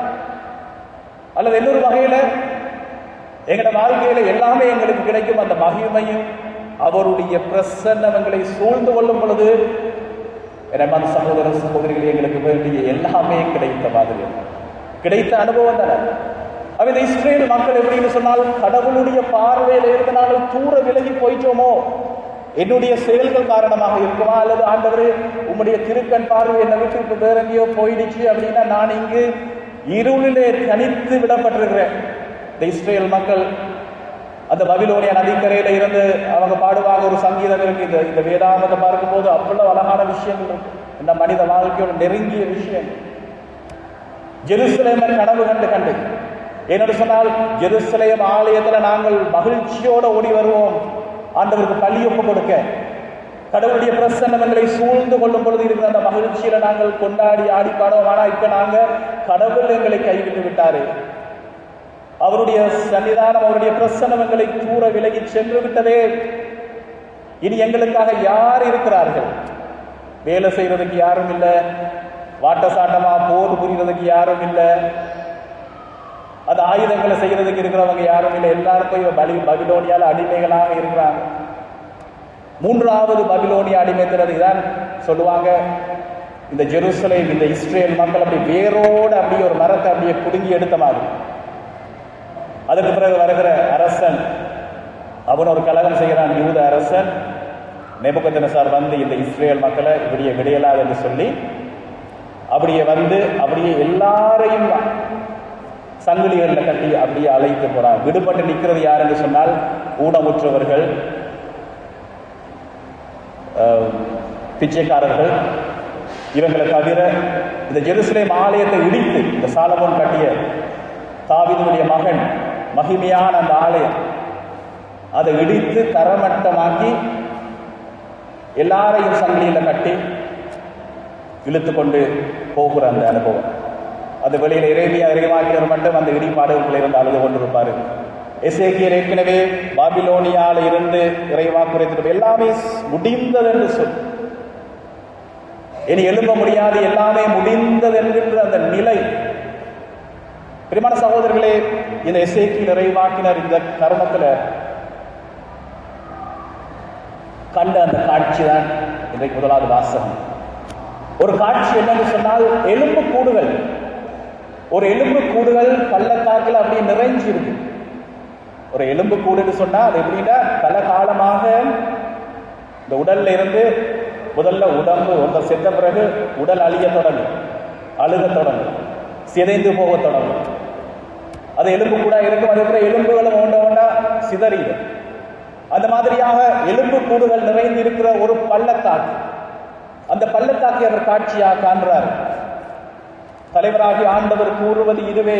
37வது அதிகாரம் 12 14 2 வரிகள். இதோ நானும் கல்லறைகளை திறக்க போகிறேன், காண்கிற இந்த காட்சி இடையில வருது. உங்களை கல்லறைகளிலிருந்து மேலே கொண்டு வருவேன், உங்களுக்கு இஸ்ரேல் நாட்டை திரும்ப கொடுப்பேன். அப்பொழுது என் மக்களே, நான் உங்கள் கல்லறைகளை திறந்து உங்களை அவற்றிலிருந்து வெளிக்கொணர்கையில் நானே ஆண்டவர் என்பதை அறிந்து கொள்வீர்கள். என் ஆவியை உங்கள் மீது பொழிவேன். Praise the Lord, praise the Lord, praise the Lord. என் ஆவியை உங்கள் மீது பொழிவேன்.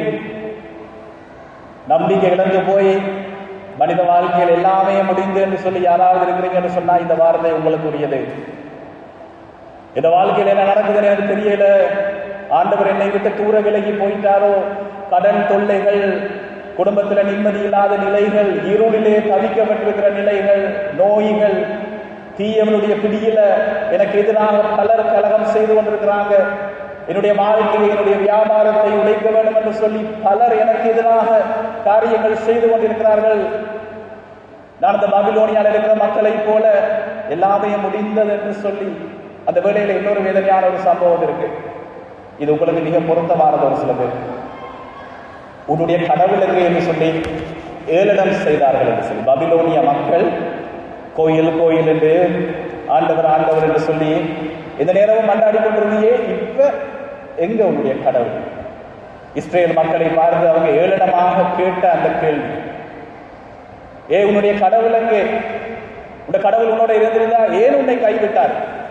70 ஆண்டுகள் அன்பாத சகோதர சகோதரி, 70 ஆண்டுகள், ஒரு ஜெனரேஷன். அப்படியே இந்த மாதிரியா இஸ்ரேல் நாடு எதுவுமே இல்லாமல் போய் கடவுள் கைவிட்டு குடும்பங்கள் எல்லாம் பிரிஞ்சு யார் யார் எதுவுமே தெரியாமல் வேலை மட்டும் அடிமைகளாக கொஞ்சம் சாப்பாடு கொடுப்பாங்க, மிருகங்களுக்கு போடுற மாதிரி வேலை வாங்கணும் என்று அந்த வேலை மட்டும் கொஞ்சம் என்னன்னா அதுக்கப்புறம் அவங்களை கொன்றுவாங்க. இப்படியாக அந்த பள்ளத்தாக்கு முழுவதும் உலர்ந்த எலும்புகளாக இருக்கிற அந்த எலும்புகள் மீது ஆண்டவராகிய கடவுள் சொல்வார், நீ போய், அவர் காண்ற காட்சி இதுதான், என்னுடைய ஆவியை நான் பொழிவேன். அந்த ஆவி பொழியப்படும் பொழுது பிரியமான சகோதர சகோதரிகளே, மறுபடியும் இந்த எலும்புகள் எல்லாம் ஒன்றாக வந்து சேரும். மறுபடியும் அந்த எலும்பு கூடுகளுக்குள்ள சதை வளரும், திசுக்கள் வளரும், தோல் வரும். அந்த ஆவி உள்ளே போகும்போது மறுபடியும் அந்த அந்த அந்த அந்த மனிதர்கள், அந்த உடல்கள் இப்ப மறுபடியும் உயிர் பெற்று எழுந்து ஒரு இனமாக உருவெடுக்கும் அப்படி என்று சொல்ற அந்த காட்சி. பிரியமான சகோதர சகோதரிகளே, இன்றைக்கு மனிதர்கள் நாங்கள் பலர் இந்த மாதிரியான உடைந்து போன கல்லறைகளுக்கெல்லாம் வாழ்ந்து கொண்டிருக்கிற வாழ்க்கை தான். கல்லறை என்பது இறந்த பிறகு போயிருக்கிற இடம் இல்லை, சபக்குழி அப்படி என்றது எங்களோட வாழ்க்கையில் இன்றைக்கு இருக்கு. இருள் சூழ்ந்த நிலைகள், ஆண்டவரே நீர் எங்கே இருக்கிறீர் என்கின்ற அந்த அங்கலாய்ப்பு. எத்தனை நாட்கள் ஆண்டவரை நான் காத்திருக்க வேண்டும், எத்தனை நாட்கள் உங்களுடைய மகிமை என்னை தொட வேண்டும் என்று நான் காத்திருக்கிறேன். எங்க நான் தவறு விட்டேன் என்று எனக்கு தெரியல. ஆண்டவரே உங்களுடைய அருள் பிரசன்னத்தை எனக்கு தாரும் என்று சொல்லி நாங்கள் தினமும் அழக்கூடிய அந்த அழுகை, ஆண்டவரே என்னை சூழ்ந்திருக்கக்கூடிய இந்த தீமை, இந்த கடன் தொல்லைகள், கடன் வாங்கிட்டு கடன் கொடுக்கறதுக்கு விருப்பம் இல்லை என்று இல்லை, கொடுக்கறதுக்கு இல்லை ஃபாதர், கொடுக்கறதுக்கு இருந்தா குடும்பம், கொடுக்கறதுக்கு இல்லை, கொடுக்க கூடாது அப்படின்ற இல்லை. ஆனால் ஏன் ஆண்டவரே இந்த நிலை என்னுடைய வாழ்க்கையில, ஏன் இந்த நோய் என்னுடைய வாழ்க்கையில, ஏன் நான் தனியே விடப்பட்டிருக்கிறேன்? தனித்து விடப்படுறது அப்படின்னு சொன்னா யாரும் இல்லாம இருக்கிறது அப்படி இல்லை. ஆட்கள் சுற்றி வர இருக்கிறாங்க, ஆனால் என்னை புரிந்து கொள்ள ஒருவர் இல்லை, என்ன மதிக்கிறதுக்கு ஒருத்தர் இல்லை, என்னுடைய மனதை புரிந்து கொண்டு என்னுடைய ஃபீலிங்கை புரிஞ்சு கொள்றதுக்கு ஒருத்தர் இல்லை என்றுதான் தனிமை. இந்த கல்லறைகள் இன்றைக்கு பல பல ரூபங்கள் எங்களோட வாழ்க்கையில இருக்கு. என்ன சகோதர சகோதரிகளே, இன்னைக்கு நற்செய்தி வாசகத்தில் நாங்கள் பார்க்கக்கூடிய இந்த அனுபவம் ஒரு முக்கியமான ஒரு அனுபவம். ஆண்டவர் இயேசு இந்த மாதிரியாக ஒரு கல்லறைக்கு முன்னாடி நின்று, லாசருடைய கல்லறைக்கு முன்னாடி ஆண்டவர் இயேசு அழுவதாக ஒரு வார்த்தை இருக்கு. லாசருடைய கல்லறைக்கு முன்னாடி ஆண்டவர் அழுகிறார் அப்படின்ற இந்த வார்த்தை, ஆண்டவர் இயேசு ஒரு 3 தடவை அழுதிருக்கிறார். ஜெருசலேம் நகரை பார்த்து அழுதார் என்று லூக்கா நற்செய்தியில பார்க்கிறோம். அவர் கல்வாரியில வந்து அந்த வேதனை நிமித்தம் அழுதார் அப்படின்னு சொல்லி எபிரேயர்களின் திருமுகத்தில் சொல்லப்பட்டிருக்கு.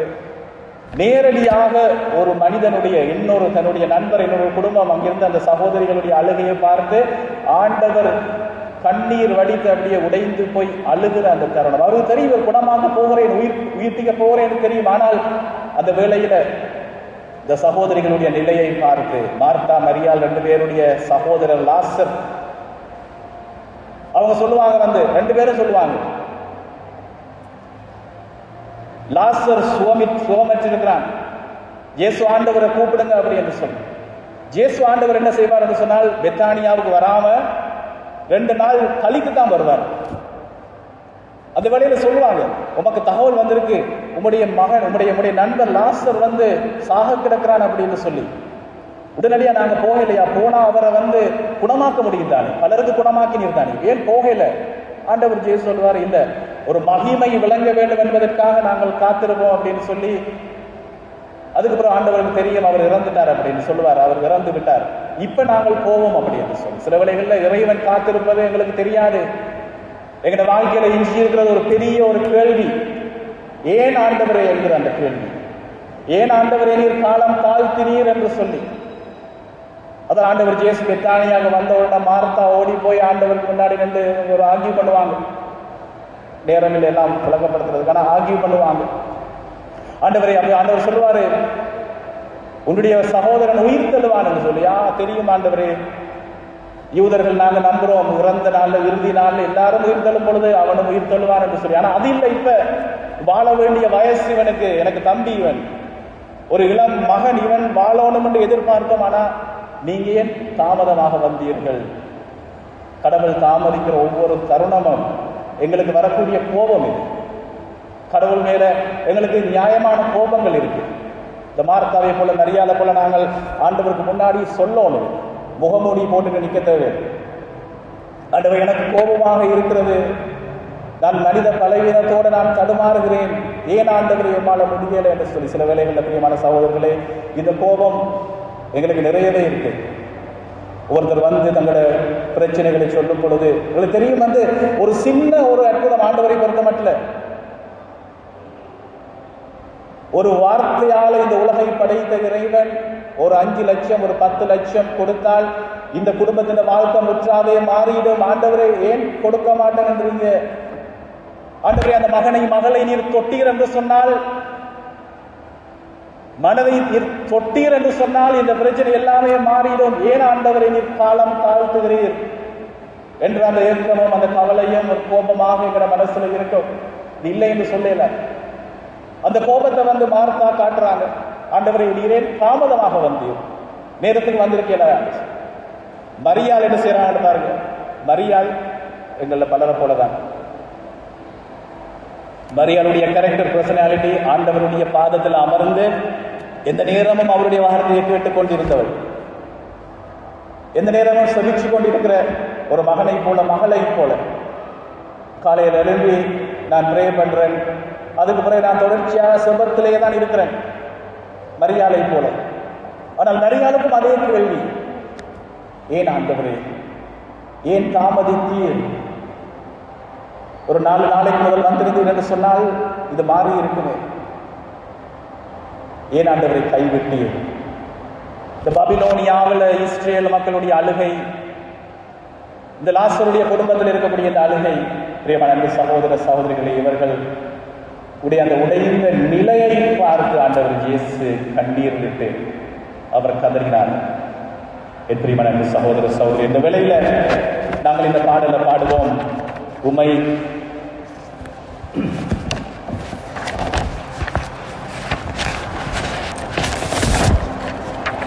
என் கூடவே இரும் இயேசுவே என்று அந்த பாடல். நான் நினைக்கிறேன் இந்த பாடல் உங்களுடைய உடைந்த நிலைகள் இருந்து இந்த பாடலை பாடுகிறேன். அதாவது எங்களோட வாழ்க்கையில் எல்லா ஆசீர்வாதங்களும் மாறி மாறி இந்த ரேபிட் ஃபயர் மாதிரி ஒன்று வெடிச்சு எல்லாமே நடக்குதுன்னு சொன்னா அல்லேலூயா பிரைஸ் தி லார்ட் டான்ஸ் ஆடிட்டு போறது ஈஸி. ஆனால் நான் சொன்னதை போல இறைவனுடைய என்னுடைய மன்றாட்டுகள் கேட்காம இருக்கும் போது, மாறி பிரச்சனைகளோட வாழ்க்கையில வரும் பொழுது ஒரு வார்த்தை, ஆண்டவரை உண்மை ஆராதிக்கிறேன் என்று சொல்றது கூட கஷ்டமானது. நினைக்கிறேன் இங்க இருக்கிற பலருடைய உள்ளங்கள் இந்த மாதிரியான தருணங்களை கடந்து வந்திருப்போம் எல்லோரும். ஒரு சில பேர் இந்த தருணத்தில் இந்த நாட்கள்ல நீங்கள் போயிட்டு இருப்பீங்க. ஆகவே இந்த பாடலை பாடும்போது என் கூடவே இருமோ இயேசுவே என்று பாடும் பொழுது நாங்க அந்த இடிந்த அந்த சாம்பல் மேடுகள்ல இருந்து, அந்த கல்லறை வாசல்ல இருந்து நாங்கள் செய்கிற ஒரு விசுவாச அறிக்கை. ஆண்டவரே, மனித மட்டத்தில் எங்களுக்கு எந்த விதமான தெளிவும் இல்லை. ஆனால் ஆண்டவரே, நான் உடைந்து போயிருக்கிற இந்த தருணத்தில் இனி எனக்கு எல்லாம் முடிந்து விட்டது என்ற நிலையில இருந்து நீர் இயேசுவே ஆண்டவர் என்று சொல்லி நான் பாடுகிற ஒரு பாடல் இது என்று சொல்லி, பிரியமான அன்பு சகோதர சகோதரிகளே, இந்த நேரம் ஆசீர்வாதத்தின் நேரமாக, அருளின் நேரமாக அமைகிறதுக்கு மிக மிக முக்கியமான தருணம் இது. உங்களுடைய உண்மை கதையை ஆண்டவருக்கு சொல்லணும். நீங்க முகமூடிகள் தேவையில்லை, அது ஓகே, இப்படியாச்சு அப்படியாச்சு விளக்கங்கள் தேவையில்லை. ஆனால் ஆண்டவரே, என்னுடைய நிலையை நீங்க மட்டும் அறிவீங்க. இதை நான் மற்றவங்களுக்கு சொல்லக்கூட முடியாது. இந்த வைஃபுக்கு சொல்ல முடியாது, ஹஸ்பண்டுக்கு சொல்ல, பிள்ளைகளுக்கு சொல்ல முடியாது, அவங்களால தாங்க முடியாது. ஆனால் ஆண்டவரே, நீர் மட்டும் அறிவீர் என்னுடைய வேதனை என்னவென்று சொல்லி, நான் தனித்து விடப்பட்டிருக்கிற நிலை என்னவென்று நீர் மட்டுமே அறிவீர் என்று சொல்லி அந்த உணர்வோடு இந்த பாடலை பாடுவோமா? இரண்டாவது சகோதர சகோதரிகளே,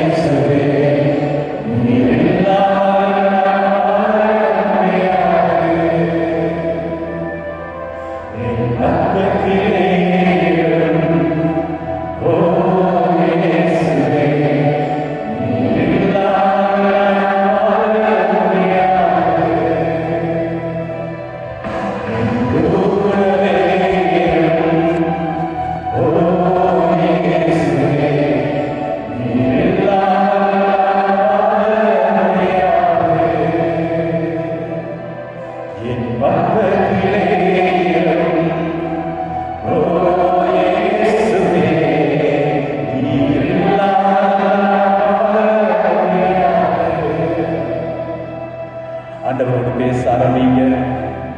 ஆண்டவருக்கு நீங்க சொல்லுங்க, ஆண்டவரே, என்னுடைய வாழ்வின் பாரங்கள் என்னவென்று சொல்லு. ஆண்டவரே, நீர் மட்டுமே அறிவீர் என்னுடைய வேதனை என்னவென்று சொல்லு. அதனுடைய உறவு சிக்கல்களாக இருக்கலாம், நான் தனித்து விடப்பட்ட நிலையில் இருக்கலாம், என்னுடைய திருமண நிலை உடைந்து போற நிலையில் இருக்கலாம். அல்லது பல ஆண்டுகளாக திருமணம் முடிக்காமல் வயது வந்து இருக்கக்கூடிய பிள்ளைகளாக இருக்கலாம், பிள்ளைகளை வைத்திருக்கிற பெற்றோராக இருக்கலாம். எத்தனையோ பேருக்கு எவ்வளவு விஷயங்கள் நடக்குது. ஆண்டவருடைய வாழ்க்கையில் அந்த நல்ல விஷயம் எப்ப நடக்கும் வரைவா என்னுடைய பிள்ளை குழந்தை பாக்கியமாக இருக்கலாம். ஆண்டவரை எத்தனை நாட்கள் நான் காத்திருக்க வேண்டும் என்கின்ற நிலையில நான் அழுது கொண்டு இருக்கலாம். அல்லது பெற்றெடுத்த பிள்ளைகள் இன்றைக்கு ஒழுக்கமின்றி உட பேச்சு கேட்காமல் நடக்கலாம். சில வேளைகளில் அவர்களுடைய கடினமான வார்த்தைகளை அவர்கள் உள்ளங்களை தாக்கி இருக்கலாம். அம்மா அப்பா என்று சொல்லி மதிக்காமல் பேசி இருக்கலாம். அல்லது கடினமான வார்த்தைகளை கேட்டுக்கொண்டிருக்கிற பிள்ளைகளாக நீங்க இருக்கலாம். என்னுடைய மதிப்பை புரிந்து கொள்ளாமல் நான் தனிமையில விடப்பட்டிருக்கலாம். சில வேளைகளில் நீங்கள் செய்கிற நல்ல காரியங்களை உங்களுடைய இன்டென்ஷனை புரிந்து கொள்ளாமல் ஒரு வார்த்தையில அப்படியே போட்டு உடைச்சிட்டு போகிற நிலைகள் இன்றைக்கு இருக்கலாம். வேலை செய்கிற இடங்கள்ல உங்களுக்கு எதிராக கலகம் செய்கிறவர்களே கூடியிருக்கலாம். கல்லறைகளுக்கு முன்னாடி நீங்கள் புதைந்திருக்கிற தருணங்கள் என்ற அந்த சகோதர சகோதரிகளே, ஒவ்வொருவருக்கும் கூட வாழ்க்கையில் இருக்கிற நிலைகளை மனதான ஆண்டவருக்கு ஒப்புக்கொடுங்கள். சுமந்து வந்த வேதனைகளை ஒப்புக்கொடுங்கள். எங்களுடைய வாழ்க்கையில் இருக்கிற இருளான வாழ்க்கையில ஆண்டவரை வெளிச்சமாக இருக்கிறீர் என்று நாங்கள் சொல்லுறோம். ஆனால் அந்த வெளிச்சம் இல்லாமல் நான் இருளிலே தவிக்கிறேனே. ஆண்டவரை உயிரற்ற சடலமாக என்னுடைய வாழ்க்கையில ஜீவன் இல்லாமல் உயிரற்ற ஒரு உடலாக சில வேளைகள்ல மரத்து போன இதயத்தோடு எலும்பு கூடுகளாக சிதைந்து போயிருக்கிற என்னுடைய உடலை மட்டும்தான் அடக்கம் செய்ய வேண்டியிருக்கு. சில வேளைகள் ஆண்டவர் நான் யோசிக்கிறேன், நான் செத்துறது நல்லம் என்று சொல்லி அந்த மாதிரியாக விரக்தியின் வெளிப்புல தற்கொலை எண்ணங்களுக்குள்ளே வாழ்ந்து கொண்டிருக்கலாம். ஆண்டவரை இன்றைக்கு நீர் அழைத்திருக்கிறீர் என்று சொன்னால் உம்முடைய அந்த வெளிச்சமும் ஆசீர்வாதமும் எனக்கு தருவீர் என்று சொல்லி அந்த நம்பிக்கையோடு இந்த வழியில நாங்கள் பாடுவோம். இந்த வார்த்தைகளை பாடும் பொழுது பிரியமான சகோதரர்களே, உங்கள் உண்மை கதையை ஆண்டவருக்கு சொல்லுங்க. மற்றவர்களை பார்க்க தேவையில்லை. இயேசு ஆண்டவர் உங்கள் முன்னாடி நின்று அந்த மார்த்தா மரியாளுடைய கைகளை பிடித்து அவர் கதறினாரே, அந்த வேதனைகளோடு பங்கு வருகிற அந்த எம்பதி உள்ள ஒரு ஆண்டவர், உடைய கவலைகள் கண்ணீரை அறிந்த ஆண்டவர் இன்றைக்கு தனிப்பட்ட முறையில உங்களை அழைத்து உங்கள் முன்னாடி நின்று, மகனே மகளே, நீ அனுபவிக்கிற வேதனை என்னவென்று எனக்கு தெரியும். இன்றைக்கு நான் உன்னை கூட்டி வந்திருக்கிறேன் என்று சொன்னால் ஒரு ரகசியத்தை, ஒரு வல்லமையை உனக்கு சொல்லிக் கொடுப்பதற்காக, உன்னை தூக்கி எடுப்பதற்காக, அந்த வல்லமையான செயலை செய்வதற்காக. ஆகவே என்பார்ந்தவர்களை ஆண்டவரிடம் நாங்கள் சொல்லுவோமா, பாடுவோம் இந்த வரிகளை. இருளான வாழ்க்கையிலே வெளிச்சமானீரே, வெளிச்சமாக நீர் ஆண்டவர் என்று பாடுவோம்.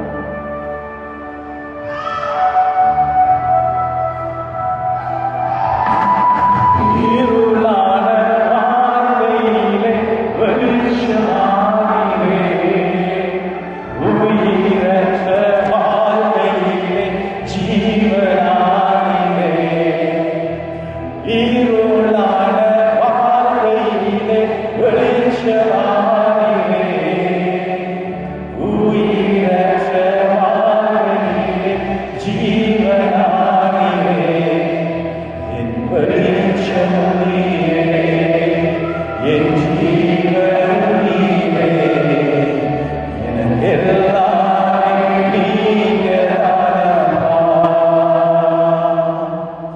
என் வெளிச்சம் நீரே, என் ஜீவன் நீரே, எனக்கெல்லாம் நீங்கதானப்பா. என்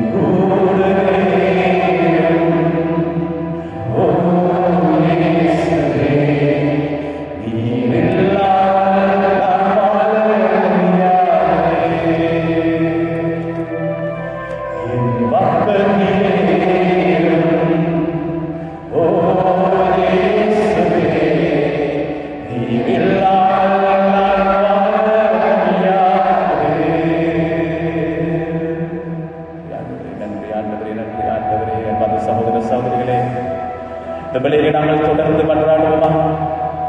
இயேசுவே ஆண்டவர் என்று சொல்லி இந்த வழியில மனதார அறிக்கையிட தொடங்குங்க. இயேசுவே ஆண்டவர், இயேசுவே ஆண்டவர், இயேசுவே ஆண்டவர்.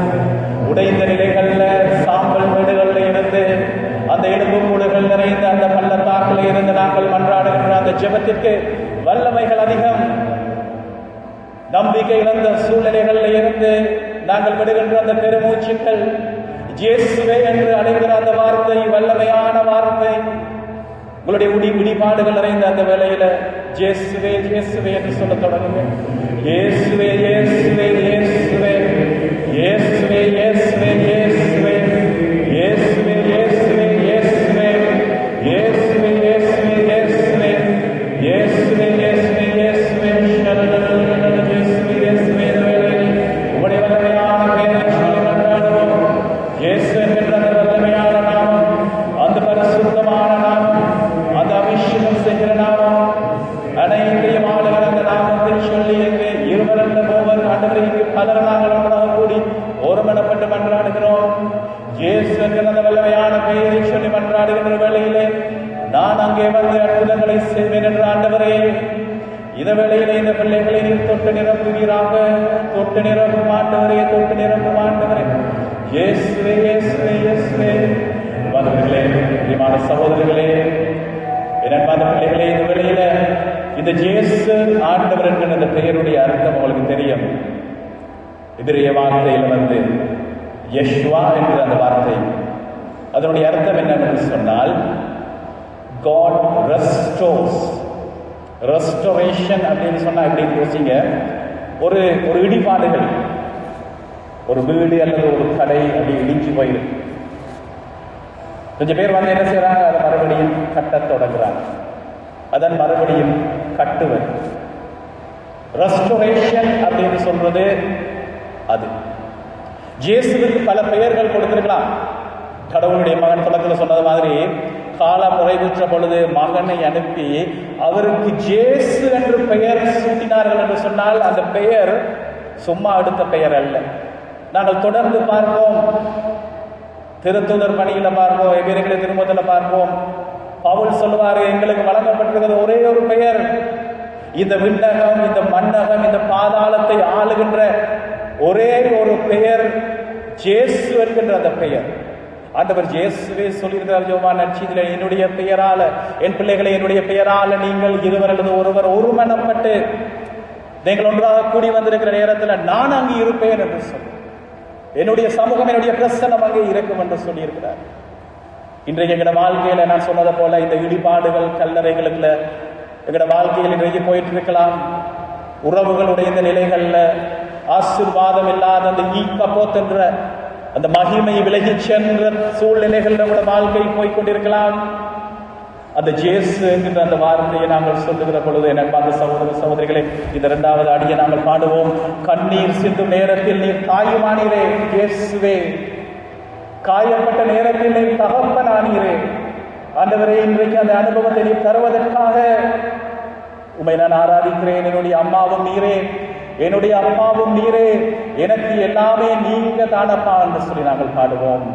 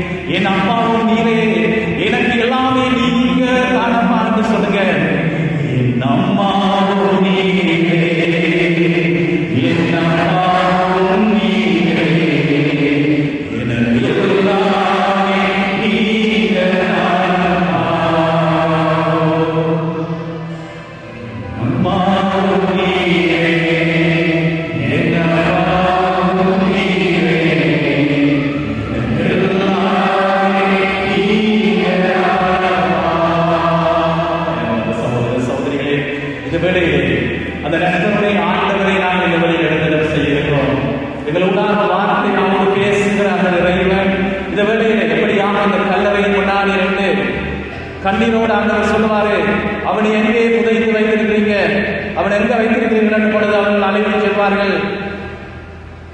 அவர் அழைத்து செல்லும் பொழுது அந்த கல்லறையை பார்த்து ஆண்டவர் இயேசு சொல்ல இருக்கிற அந்த வார்த்தைகளை இன்றைக்கு ஒவ்வொருவருக்கும் ஒருவர் கூட விடுபடாமல் ஒவ்வொருவருக்கும் ஆண்டவர் இயேசு சொல்ல இருக்கிறார். லாசர் எழுந்திடு அப்படின்னு பொழுது, இரண்டாவது சகோதர சகோதரிகளே, 4 நாட்களாக ஒரு உடல், யூதரை பொறுத்தமல்ல 4 நாள் சொன்னா அந்த உடல் இப்ப சிதைந்து போக தொடங்குது, அழுக தொடங்குது. அதுக்கு முதல் சில வேளைகளில் உயிர் வர்றதுக்கு சான்ஸ் இருக்கு, கோமாவாகி இந்த மாதிரி அந்த நாளில் சயின்ஸ் டெவலப் ஆகும், சில பேர் முடித்துக் கொள்வாங்க. இப்ப எந்த சான்ஸும் இல்லை. லாசருடைய உயிர் இப்ப பாதாளத்தில் இருக்கிற அந்த உயிர் ஆண்டவர் இயேசு வாழ்வும் வலியுமாக இருக்கிற அந்த ஆண்டவர் ஜீவனாக கடவுளுடைய மகனாக இருந்தவர். லாசரை எழுந்திரு அப்படின்னு பொழுது மறுபடியும் காய்ந்து போயிருந்த, வற்றி போயிருந்த, இருள் சூழ்ந்த உலர்ந்த அந்த எலும்புகளுக்கு உயிர் வந்ததை போல அந்த கல்லறையில் இருந்த அந்த லாசர் அப்படியே துள்ளி எழுந்து அந்த கல்லறைகளால வெளியே வருகிற அந்த அனுபவம் அந்த சகோதர சகோதரிகளே, உங்கள் ஒவ்வொருவருக்கும் கிடைக்கிற நேரம் இதுக்கு நான் என்ன செய்யணும் ஃபாதர்? ஒன்றும் செய்ய தேவையில்லை. உங்களுடைய இதயங்களை ஆண்டவருக்கு ஒப்புக் கொடுத்து, ஆண்டவரே அந்த அபிஷேக வல்லமையால் என்னை நிரப்புங்க ஆண்டவரே என்று சொல்லுங்க. ஆண்டவரே உடைய ஆவியால் என்னை நிரப்புங்க. எத்தனையோ மக்களுக்கு வாழ்வை கொடுக்கிற ஆண்டவரே, இந்த வேளையிலே உடைய ஆவி எனக்கு தாங்க, உடைய ஆவியால் நிரப்புங்க ஆண்டவரே என்று மட்டும் கேளுங்க. நான் சொன்ன எதுவுமே உங்களுக்கு உலகாட்டிக்கு பரவாயில்லை. நீங்க கேட்க இருக்கிற இந்த கேள்வி இது மட்டும், இது ரொம்ப முக்கியமானது. 2வது வாசகத்துல நாங்கள் பார்க்கிறோம், திரும்ப திரும்ப பவுல் உள்ளத்துல இருந்து கதறிக்கொண்டே இருப்பாரு, தூய ஆவியால் நிரப்பப்பட்டு கொண்டே இருக்கு அப்படின்றது. நான் நினைக்கிறேன் இது ரொம்ப முக்கியமான ஒரு விஷயம். சகோதர சகோதரிகளே, இது எப்படி என்று சொன்னால் பாருங்க, இந்த வார்த்தையை ரோமையர் எழுதிய திருமுகம் 8ஆம் அதிகாரத்தை வீட்டில் போய் வாசிச்சு பாருங்க, ரொம்ப முக்கியம். எங்களுடைய விசுவாசத்தினுடைய முக்கியமான விஷயம் இருக்கு இந்த 8ஆம் அதிகாரம். ஒவ்வொரு வரிவரியா வாசிங்க இந்த நாட்கள். எப்படி என்று சொன்னா பாருங்க, ஆண்டவர் இயேசு இறந்தார், சிலுவையில் கொல்லப்பட்ட பிறகு அவரை கல்லறையில் அடக்கம் பண்றார். கல்லறையில் அடக்கம் செய்யப்பட்ட பிறகு 3ஆம் நாள் தந்தை என்ன செய்யறார்? அந்த தூய ஆவியை அனுப்பி மறுபடியும் ஆண்டவர் இயேசு மறுபடியும் உயிர் தாண்டவராக உயிர் தருவார். ஒரு மொமெண்ட்ல நடக்கிற அந்த விஷயம், இந்த தருணத்தில் நடக்கிற விஷயம். பவுல் சொல்றதை பாருங்க,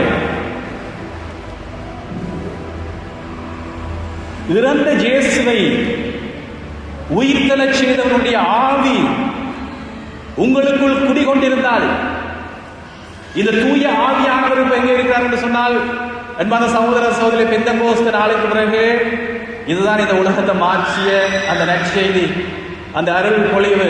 அதுவரைக்கும் ஏதாவது ஒரு சில பேருக்கு மட்டும் தூய ஆவி வழங்கப்பட்டது. அந்த பெந்தெகோஸ்து நாள் அன்று அந்த சீடர்கள் மீது எல்லாம் உடைந்து நொறுங்கி நம்பிக்கை இழந்து பாவம் செய்து எல்லாம் விலகி போன சீடர்கள் தாங்க இருக்கிறாங்க.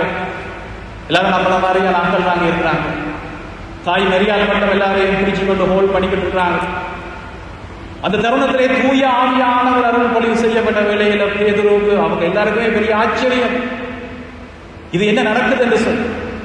அதை பேதுரு வெளியில வந்து பேச தொடங்கும் போது சொல்லுவாரு, இந்த மாற்றத்துக்கு காரணம் எங்களால் புரிந்து கொள்ள, நான் எனக்கு தெரியும், நாங்கள் நம்பிய இவர் இந்த ஆண்டவர் நஸ்ரேத்துவை சேர்ந்த ஆண்டவரோடு பெரும் எதிர்பார்ப்போடு நாங்கள் கிளம்பி வந்தோம். ஆனால் எங்களுடைய தலைமை குழுக்கள் அறியாமல் செய்துட்டாங்க, அவரை சிலுவையில் அறைந்து கொண்டுட்டாங்க. ஆனால் இறைவனுடைய திருவிழா இது, அவருடைய ரத்தம் சிந்தப்பட வேண்டி இருந்தது. ஆண்டவர் இயேசு சிலுவையிலே சொன்ன அந்த கடைசி வார்த்தை டெட்டலஸ்டாய் என்ற அந்த வார்த்தை, எல்லாம் முடிந்தது என்று சொன்ன அந்த வார்த்தை. என் பிரியமான அன்பு சகோதர சகோதரிகளே, என்ன முடிந்தது? வலிமையாக சிலுவையில சாகிறவங்க ஐ ஆம் ஃபினிஷ்டுவாங்க, சபிப்பாங்க.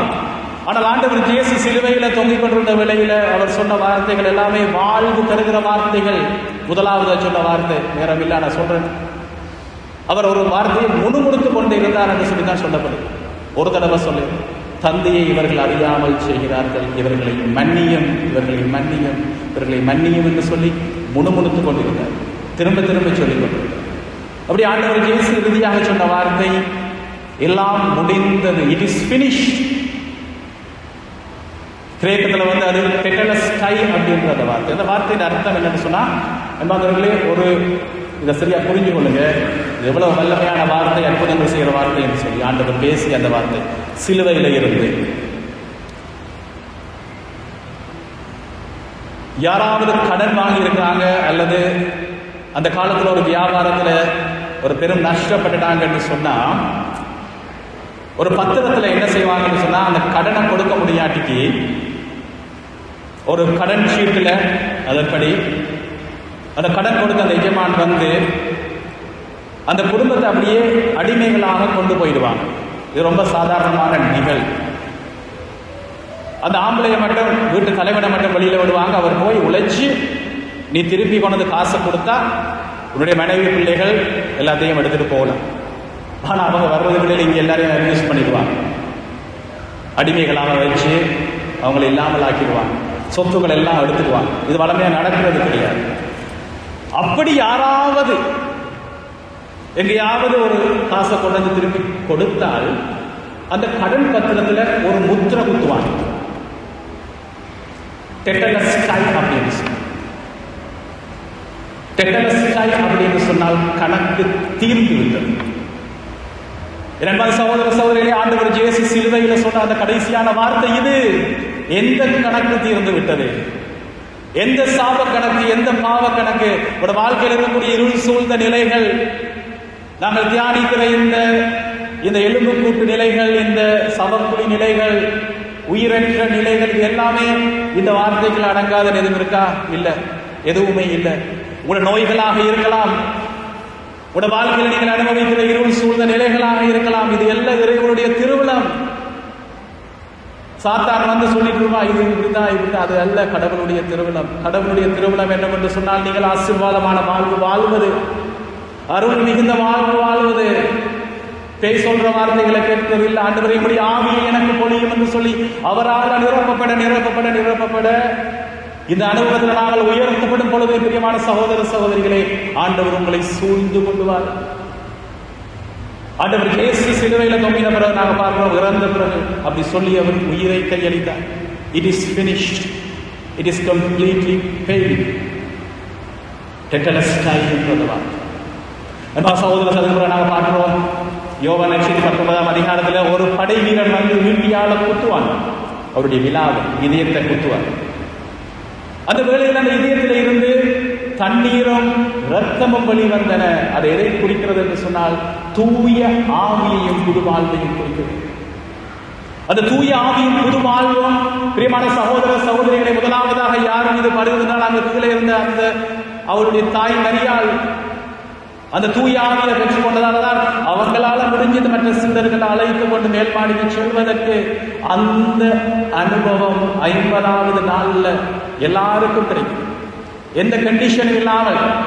அதுதான் பேதுரு சொல்லுவாரு, ஒரு ஜோவேல் இறைவாக்கினுடைய வார்த்தையை கோட் பண்ணி சொல்லுவாரு, மானிடர் அனைவர் மீதும் தூய ஆவியானவர் நான் பொழிவேன் என்று சொன்ன அந்த வாக்குறுதி தான் இப்ப நடந்திருக்கு. இது உங்களுடைய கிரெடிட்டால இல்லை, நீங்க நல்லவங்களா இருக்கிறதால இல்லை, நீங்க விசுவாசம் உள்ளவர்களா இருப்பதால அல்ல, அல்லது என்னுடைய விசுவாசத்தாலேயோ என்னுடைய வல்லமையாலேயோ அல்ல. இது கடவுளுடைய கிருபை, இரக்கம் மட்டுமே. ஆகவே அந்த இரக்கத்தை நாங்கள் பெற்றுக்கொள்ள வேண்டும் என்று சொன்னால், எங்களுடைய வாழ்க்கையை கொடுத்து இயேசுவே உம்முடைய ஆவி எனக்கு பொழியும், பொழிந்து கொண்டே இரும் என்று சொல்லி கேட்க கேட்க கேட்க அவர் அதே ஆவியானவரை, அந்த ஆவியானுடைய வல்லமை அப்படின்னு பாருங்க. பேதுரு சொல்ற இந்த வார்த்தை, சகோதர சகோதரிகளே, இறந்த இயேசுவினுடைய உடலுக்கு கல்லறையில் வைத்திருக்கிற அந்த வல்லமையான அந்த உடல், இன்றைக்கு இறந்து போயிருக்கிற அந்த உடலுக்குள்ள அவரை உயிர் செல்லச் செய்த அதே ஆவியானவர், டைனமைட் பவர், டுனாமிஸ் என்று சொல்லுவாங்க இந்த வார்த்தைகளை. இந்த ஹோலி ஸ்பிரிட்டை பற்றி சொல்லும்போது நாங்கள் சில வார்த்தைகளை அடிக்கடி கேட்கறதால அந்த கிராவிட்டி எங்களுக்கு தெரியாது. ஏன் நாங்கள் போயிட்டே இருக்கிறோம், கத்தோலிக்கிறோம், நாங்கள் அதான் பிரச்சனையோ. டுனாமிஸ் என்று சொன்னால் மலைகளை பிளக்கிற அளவுக்கு இருக்கிற அந்த சக்தி தான் அந்த வார்த்தை. டைனமிக் என்ற வார்த்தை அங்கேதான் வருது. அந்த செயலாட்சி, அந்த ஆவியினுடைய வல்லமை இறந்த இயேசுவினுடைய உடலை உயிர்த்தலை செய்தது என்று சொன்னால், என் அன்பார்ந்த சகோதர சகோதரிகளே, உங்களோட வாழ்க்கையில எது மாறாது? உங்களோட வாழ்க்கையில என்ன விஷயம் மாறாது? அதே ஆவியை ஆண்டவர் பொழிந்து கொண்டே இருக்கிறார். நாங்கள் செய்ய வேண்டியது பவுல் சொல்வதை போல, அந்த ஆவியால் நீங்கள் உங்களை நிரப்பிக் கொள்ளுங்கள். ஒரு தடவை நாங்கள் ஞானஸ்நானத்தில் பெற்றுக்கிறோம் தூய ஆவியை, இல்லையா? உறுதி பூசல்ல பெற்றிருக்கிறோம், இந்த மாதிரி வழிபாடுகள்ல பெற்றுக்கொள்கிறோம். ஆனால் அது அல்ல. இதை விட ஒரு நாளைக்கு சாப்பிட்டுட்டு ஒரு நாளைக்கு முகம் கழுவிட்டு ஒரு வருஷம் இருக்கிற மாதிரி டிஃபால்ட்டாகவே நாங்கள் அடிக்கடி நிரப்போம். நாங்கள் அடிக்கடி அழுக்காயிடும். இப்படி நாங்கள் ரோட்டை விட்டு க்ராஸ் பண்ணி அங்கே போனாலே நாங்கள் டஸ்ட் பண்ணுறோம், அழுக்காயிடும் எங்களுடைய மனம், உங்களுடைய ஆன்மா. ஆகவேதான் இந்த பவுல் பாதிக்கிற இந்த கிரேக்க வார்த்தையை நான் தேடி பார்த்து இதில் சொல்ற வார்த்தை பிளெருஸ்டே அப்படின்ற வார்த்தை. Fill by the holy spirit என்று நான் இங்கிலீஷில் சொல்லிடுவோம். ஆனால் அது இல்லை அர்த்தம். தொடர்ந்து நிரப்பப்பட்டு கொண்டே இருங்கள் என்ற வார்த்தை. தொடர்ந்து நிரப்பப்பட இப்படி ஒரு பாத்திரத்தில் தொடர்ந்து நிரப்பறா நீங்க என்ன செய்யணும்? தொடர்ந்து ஊற்றிக்கொண்டே இருக்கும். தொடர்ந்து தூய ஆவியை ஊற்றிக்கொண்டே இருந்தால் தான் உங்களோட பாத்திரம் நிரம்பி வழியும். உங்களோட வாழ்க்கை நிரம்பி வழியும். உங்களோட வாழ்க்கையில தூய ஆவியானவராக நிரப்பி என்ன சொன்னா, ஒரு நாளைக்கு பாருங்க, ஒரு பிராக்டிக்கலா யோசிச்சு பாருங்க. இன்றைக்கு நாங்க காலையில முகத்தை கழுவிட்டு, நேற்று முகம் கழுவினீங்க, இன்றைக்கு நான் முகம் கழுவ மாட்டேன். நேற்று முகம் கழுவினு சொல்லிட்டு வருவோமா? ஒரு நாளைக்கு 2-3 தடவை முகம் கழுவுவோம், குளிப்போம், தூய்மைப்படுத்துவோம் நம்மளோட உடலை. அது தூய ஆவியால் நிரப்பப்படுங்கள் என்ற இந்த ரகசியம் தெரியாமல் தான் நாங்கள் கத்தோலிக்கர் அப்படியே பேரளவு கத்தோலிக்கராக அப்படியே ஒரு தோற்றுக்கூட வாழ்க்கையை வாழ்ந்து கொண்டிருக்கிறோம். இதை தெரிந்து கொண்டவர்களோட வாழ்க்கையில தான் அடுத்த லெவல் அற்புதங்களும் ஆசீர்வாதங்களும் நடக்கும். இதை விளங்கிக் கொள்ளுங்க. உங்களோட வாழ்க்கையில் ஆசீர்வாதங்கள் அற்புதங்கள் நடக்கணும் என்று சொன்னா இந்த வார்த்தையை இருக்குமா பிடிச்சு கொள்ளுங்க. தொடர்ந்து நிரம்பிக் கொண்டிருங்க. இன்றைக்கு நீங்க நிரம்பலை என்று சொன்னா, இப்ப இந்த வழிபாட்டை கேட்டுட்டு போவீங்க, ஃபாதர் நல்லா இருந்தது, ஆண்டவருடைய ஆவியால் நிச்சயமாக நீங்க நிரம்பப்படுவீங்க, நீங்க விரும்புறதோ இல்லையோ. ஆனா பின்னேறமாகும் போது அது போயிடும். என்ன வரக்கூடிய பிரச்சனைகள், சண்டைகள், சச்சரவுகள், சுற்றி வர கேட்கிற விஷயங்கள், பிரச்சனைகளுக்கு அப்படிதான் முடிஞ்சு இருக்கும். 8 மணி ஆகும்போது என்னடா இது அப்படி. அதுக்கு பிறகு நமக்குள்ள இருக்கிற ஊனியல்களுடைய இச்சைகள் ஊனியல்கு செயல்பட தொடங்கும். கோபப்படுவோம், எல்லாம் வழியில வரும், இறுதி வரைக்கும் இருக்கும், இல்லாமல் போயிடாது. அப்ப நான் கொஞ்ச நாளைக்கு கூட மனசு விட்டு போயிடும், என்னடா இது நான் சும்மா அப்படியா அப்படி. நிரப்பிக்கொண்டே இருக்கும். தூய ஆவியால தொடர்ந்து குறுக்களாக எனக்கு தெரியும், நான் படுகிற இந்த வாழ்வில் இருக்கக்கூடிய இந்த ஓட்டம் எப்படி என்று சொல்லி எனக்கு தெரியும் என்று சொன்னால், குடும்ப வாழ்க்கையில் இருக்கிற உங்களுக்கு அன்றாட பிரச்சனைகளுக்குள்ள அல்லல் பட்டு ஓடி ஆடி பல விஷயங்கள்ல தட்டு தடுமாறுற உங்களோட வாழ்க்கையில எவ்வளவு பிரச்சனை இருக்கும் என்று சொல்லி நான் புரிந்து கொள்ள முடியும். அன்பா சகோதர சகோதரிகளே, தூய ஆவியால நிரப்புற மட்டும்தான் இருக்கிற சீக்ரெட். அதுக்கு என்ன செய்யணும்ன்றா, காலையிலிருந்து இரவு மட்டும் அடிக்கடி திருச்சிவமாலையை சொல்லுங்க. தூய ஆவியால நிரப்பிக்கொள்ளும். நீங்க இருக்கிற நிலையில, குறிப்பாக நீங்க இருளில் இருக்கிற நேரங்கள்ல, ஆண்டவரே உங்களுடைய ஆவியால நிரப்பும் என்று சொல்லுங்க. கோயிலுக்கு வரணும், வெளியில வர முடிஞ்சா வாங்க. வீட்டுல நீங்க இருக்கிற இடத்துல இருந்து ஆண்டவரே உங்களுடைய ஆவியாலே நிரப்பும், உங்களுடைய ஆவியாலே நிரப்பும் என்று கேளுங்கள். ஏனென்று சொன்னார், இது ஆண்டவருடைய வாக்குறுதி. நீங்கள் எதை கேட்டாலும் உங்களுக்கு தருவேன் என்று சொன்ன அந்த ஆண்டவர் மத்தேயு நற்செய்தி, மாற்கு நற்செய்தி திரும்ப சொல்லுவார், எல்லா நற்செய்தியும் திரும்ப சொல்லுவாரு. தீமையான நீங்களே உங்களுடைய பிள்ளைகளுக்கு நன்மையை கொடுப்பீர்கள் என்று சொன்னால், நீங்கள் கேட்கும் பொழுது தூய ஆவியை உங்களுக்கு தருவது துணை உறுதி. தூய ஆவி என்பது நாங்கள் ஜெனரேட் பண்ண முடியாது, அது அடுத்த விஷயம். நான் தூய ஆவியால நிரப்புறேன் என்று நிரப்பல, அது கொடை. நாங்க என்ன செய்யலாம் என்று சொன்னால், விசுவாசம் ஒரு கொடை. நாங்க என்ன செய்யலாம் என்றால், நாம் இருக்கிற நிலையில இருந்த ஆண்டவரே உம்முடைய ஆவியால் என்னை நிரப்பும் என்று சொல்லி கேட்க மட்டும்தான். ஆண்டவரே கைகளை இருந்து ஆண்டவரே உடைய ஆவியை எனக்கு தாரும் என்று சொல்லத்தான் எங்களுக்கு முடியும். அதை கேட்க அன்பாத சகோதர சகோதரி தன்னுடைய ஆவியால் அவர் நிரப்பிக் கொண்டிருப்பார். இந்த வேலையில இந்த நட்புடைய ஆண்டவரை நாங்கள் எழுத்துதல் செய்கிற இந்த வேலையில் எனக்கு கொஞ்ச நேரத்தில் எல்லாம் முடிஞ்சிருக்கு. இந்த வழிபாட்டின் முக்கியமான தருணம் இது. தூய ஆவியால் நீங்கள் நிரப்பப்படணும், நாங்கள் நிரப்பப்படணும் என்று சொல்லி நாங்கள் இந்த வழியில் அந்த வாஞ்சியோடு நாங்கள் இந்த பாடலில் பங்கு வருவோம். குழந்தால் பண்ணிட்டு நற்கருணை ஆண்டவரை மத்தியிலே நாங்கள் வரவேற்போம்.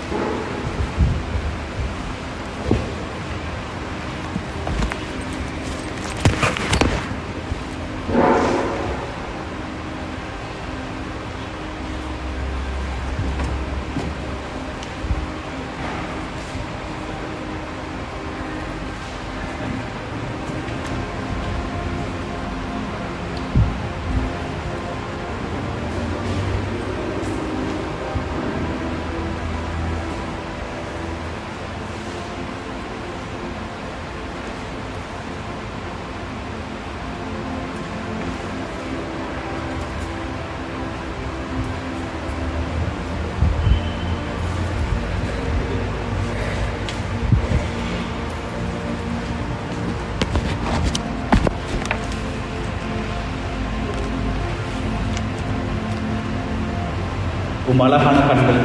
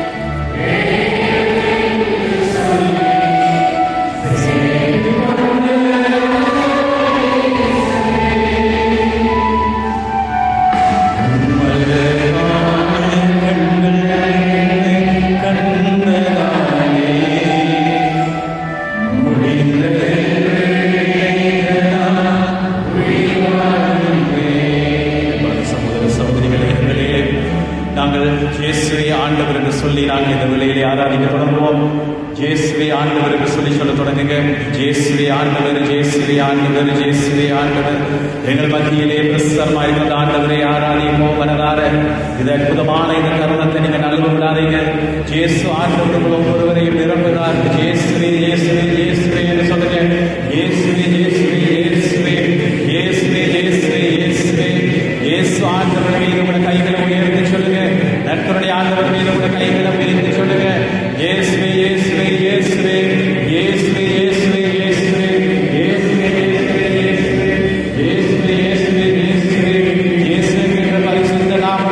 வல்லமை உள்ள நாமமே, ஆசீர்வதிக்கின்ற நாமமே, அற்புதங்கள் செய்கின்ற நாமமே, உமை ஆராதிக்கிறோம் ஆண்டவரே. உண்மை நன்றி கூறுகிறோம். நன்றி ஆண்டவரே. எங்களை நிரப்புங்க நிரப்புங்க என்று சொல்லுங்க. இயேசுவே உடைய ஆவியாலே நிரப்புங்க என்று சொல்லுங்க.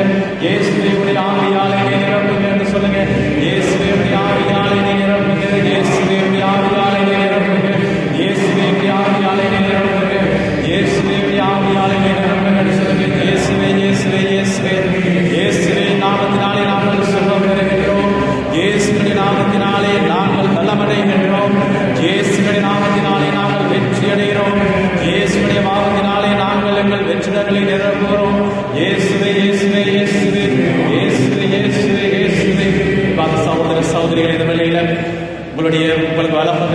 சகோதர சகோதரி மீது அவருடைய தலைகளின் மீது கைகளை வைங்க. அவர்கள் மீது, அவர்கள் தோளின் மீது, தலையின் மீது கைகளை வைத்து மன்றாடுங்கள். அவருக்கு ஆண்டவருடைய ஆவி கிடைப்படும் என்று சொல்லி எல்லோரும் எழுந்திருந்து அந்த சகோதர சகோதரியின் மீது ஆண்டவருடைய அருள் பிரசன்னம் இறங்க வேண்டும் என்று ஒருமனப்பட்டு மன்றாடுவோம். நாங்கள் மற்றவர்களுக்காக மன்றாடும் பொழுது ஆண்டவருடைய ஆவியை முடிவார், அவரை குணமாக்குவார். அவருடைய வாழ்க்கையில் இருக்கிற வெற்றிடங்கள், இருண்ட நிலைகள், உலர்ந்த தருணங்கள், நாங்கள் இன்னைக்கு சிந்தித்ததை போல இந்த கல்லறை அனுபவங்கள் என்ன என்று எங்களுக்கு தெரியாது. ஆனால் ஆண்டவருக்கு தெரியும். நாங்கள் ஒருமனப்பட்டு மன்றாடும் பொழுது நான் அவர்களோடு இருந்து தன்னுடைய ஆவியை பொழிவேன் என்று சொன்னாரே. ஆகவே இந்த வேலையில் நீங்கள் ஒருவர் மீது கைகளை வைத்து கண்களை மூடி மற்றவர்களை பார்க்க தேவையில்லை. ஆனால் அந்த மகளை தொட்டு ஆசீர்வதிக்க வேண்டும் என்று மன்றாடுங்கள். இயேசுவே இயேசுவே இயேசுவே என்று சொல்லி நீங்கள் மன்றாடுங்கள். இயேசுவே இயேசுவே இயேசுவே. ஆண்டவரே உம்முடைய அருள் பிரசன்னத்தால் நிரப்பும் இந்த மகளை தொட்டு ஆசீர்வதியும் ஆண்டவரே, ஆசீர்வதியும் ஆண்டவரே.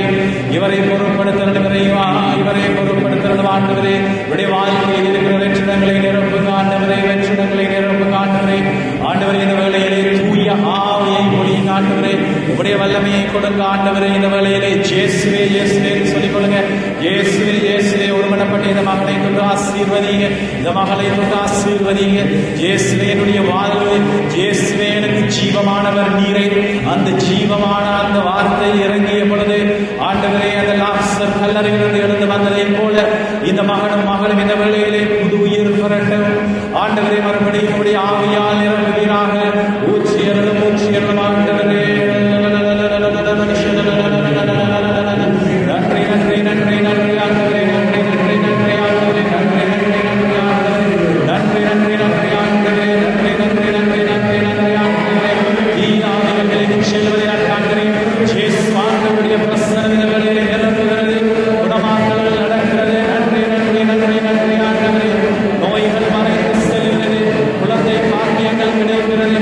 ஆமென் என்று சொல்லி ஏற்றுக்கொள்ளுங்க. ஆமென் என்று சொல்லி ஏற்றுக்கொள்ளுங்க. இயேசு ஆண்டவர் உங்களை நிரப்புகிறார்.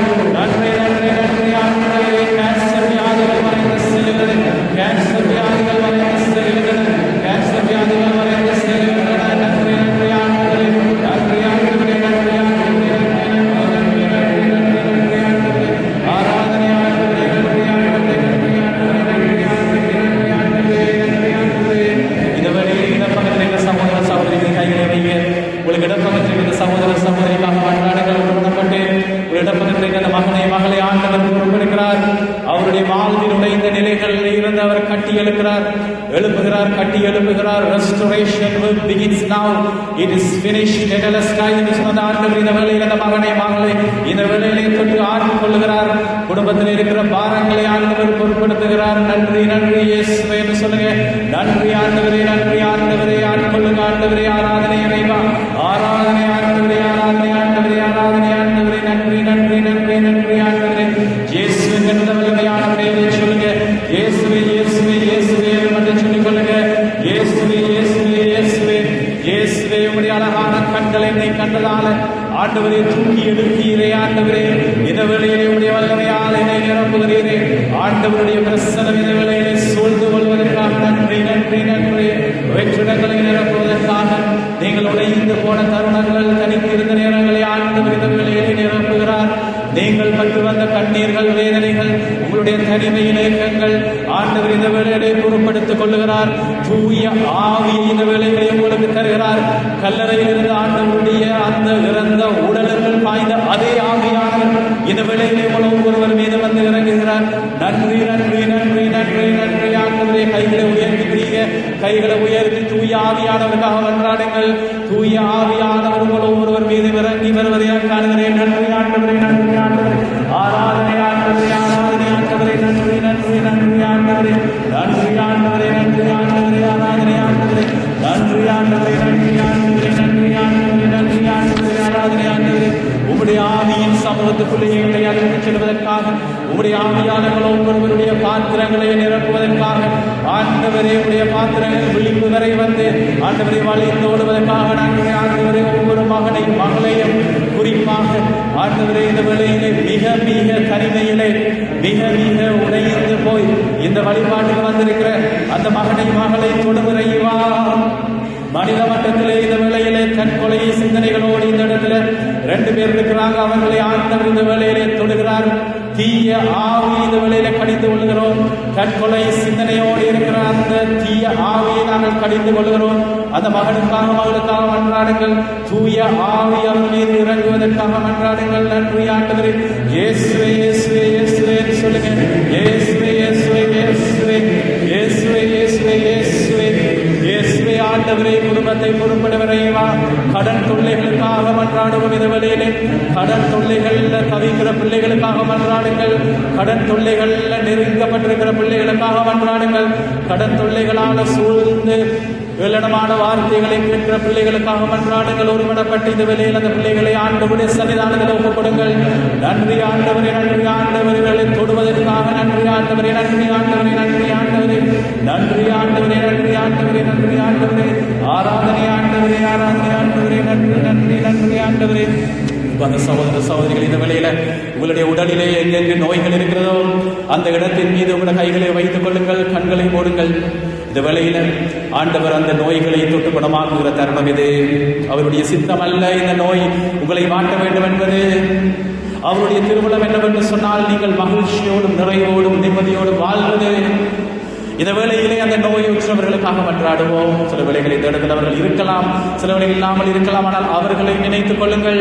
எங்களுக்காக மன்றாடுங்கள் என்று கேட்கின்ற ஒவ்வொரு மகனையும் மகளையும் தீராத வியாதிகளால் வாடுகின்ற அந்த பிள்ளைகளுடைய முகங்களை நினைத்துக் கொள்ளுங்கள். இயேசு ஆண்டவருடைய பெயரை கொண்டு ஒருமனப்படுவோம். ஆண்டவரே, இந்த வேளையிலே உம்முடைய ஆவியால் நிரம்பி குணமாக்குதலை காரணரைவா.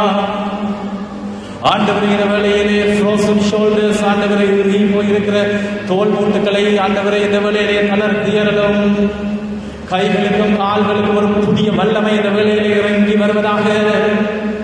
இயேசு ஆண்டவருடைய அந்த உயிர் மூச்சு காற்று இந்த வேளையிலே உங்களை நிரப்பி வந்து ஒரு புதிய மாற்றத்தை, ஒரு புதிய வல்லமையை உங்கள் இதயங்களுக்குள்ளே வாழ்க்கைக்குள்ளே தருவதாக. நன்றி ஆண்டவரே. நன்றி ஆண்டவரே. ஆராதனை ஆண்டவரே. உங்கள் குடும்பங்களுக்குள்ளே ஒரு புதிய வெளிச்சம் நிறையட்டும். குடும்பத்திலே அமைதியும் சமாதானம் மகிழ்ச்சி உருவாகட்டும். பில்லி சூனிய கட்டுக்கள் இந்த வேளையிலே விலகி செல்லட்டும். பிரியமான சகோதரர்கள், இந்த வேளையில இயேசு ஆண்டவருடைய வல்லமையான பெயரை சொல்லி உங்கள் வாழ்க்கையில் இருக்கக்கூடிய தீய சக்திகள், அந்த தீய சக்திகள் எல்லாவற்றையும் முறையடிக்கின்ற ஒரே நாமம் இயேசுவினுடைய நாமம்.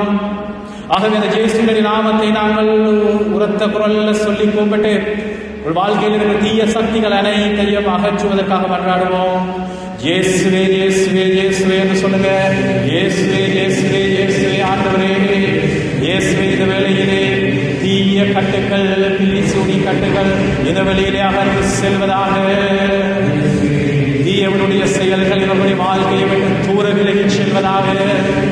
ஆண்டவரே, குடும்பங்களை வீடுகளை பொருட்படுத்தலும், வீடுகளிலே செய்து வைத்திருக்கிற தீமையான காரியங்களை அகற்றியறலும், சூழ்ந்திருக்கிற தீமையான காரியங்கள், இருள் சூழ்ந்த நிலைகள் எல்லாம் அகன்று செல்லட்டு விரைவா. வியாபாரங்கள் விருத்தியாகட்டும்.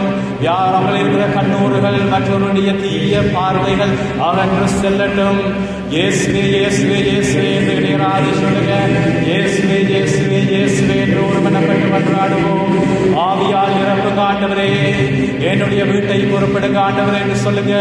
என்னுடைய பிள்ளைகளை பொறுப்படுங்க ஆண்டவரே என்று சொல்லுங்க. என்னுடைய பெற்றோரை பொறுப்படுங்க ஆண்டவரே என்று சொல்லுங்க. குறிப்பாக யாரை ஆண்டவர் தொட வேண்டும் என்று ஆண்டவரை விட்டு தூர விலகி இருக்கிற டிப்ரெஷன்ல இருக்கக்கூடிய அந்த மகனை மகளை தொட வேண்டும் என்று மன்றாடுங்கள். அவரை தொடுங்க ஆண்டவரே. அவரை தொட்டருள் ஆண்டவரே. உம்முடைய சன்னிதானத்திலே நாங்கள் வைக்கிறோம். இயேசுவே இயேசுவே இயேசுவே இயேசுவே இயேசுவே இயேசுவே இயேசுவே இயேசுவே. நன்றி ஆண்டவரே. நன்றி ஆண்டவரே. நன்றி ஆண்டவரே. நன்றி ஆண்டவரே. நன்றி ஆண்டவரே. குழந்தை பாக்கியங்களை கொடுமாண்டவரே. குழந்தை பாக்கியங்களுக்காக மன்றாடுவோம். குழந்தை பாக்கியங்கள் இல்லாமல் இருக்கிற பிள்ளைகளுக்காக மன்றாடுங்கள் இந்த வேளையில. நன்றி நன்றி நன்றி ஆண்டவரே. நன்றி ஆண்டவரே. நன்றி ஆண்டவரே. நன்றி ஆண்டவரே. நன்றி ஆண்டவரே. நன்றி ஆண்டவரே. நன்றி ஆண்டவரே. இயேசுவின் நாமத்தினாலே நாங்கள் தீய சக்திகளை கடிந்து கொள்கிறோம். இந்த வேளையிலே தீய வழிகளை செல்வதாக. தீய சக்திகள் இந்த வேளையிலே விலகி செல்வதாக. இந்த வேளையிலே பிரியமான சகோதரர்களே, நாங்கள் அனைவரும் ஒருமனப்பட்டு பாடுவோம்.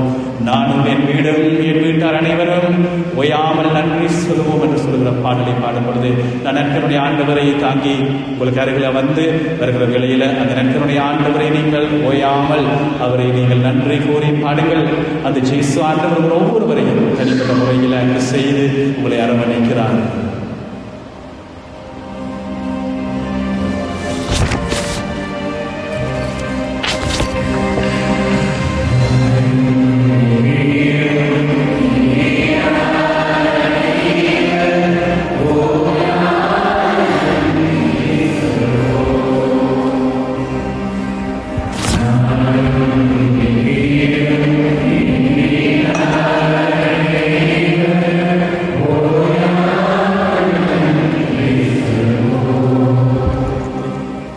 Good.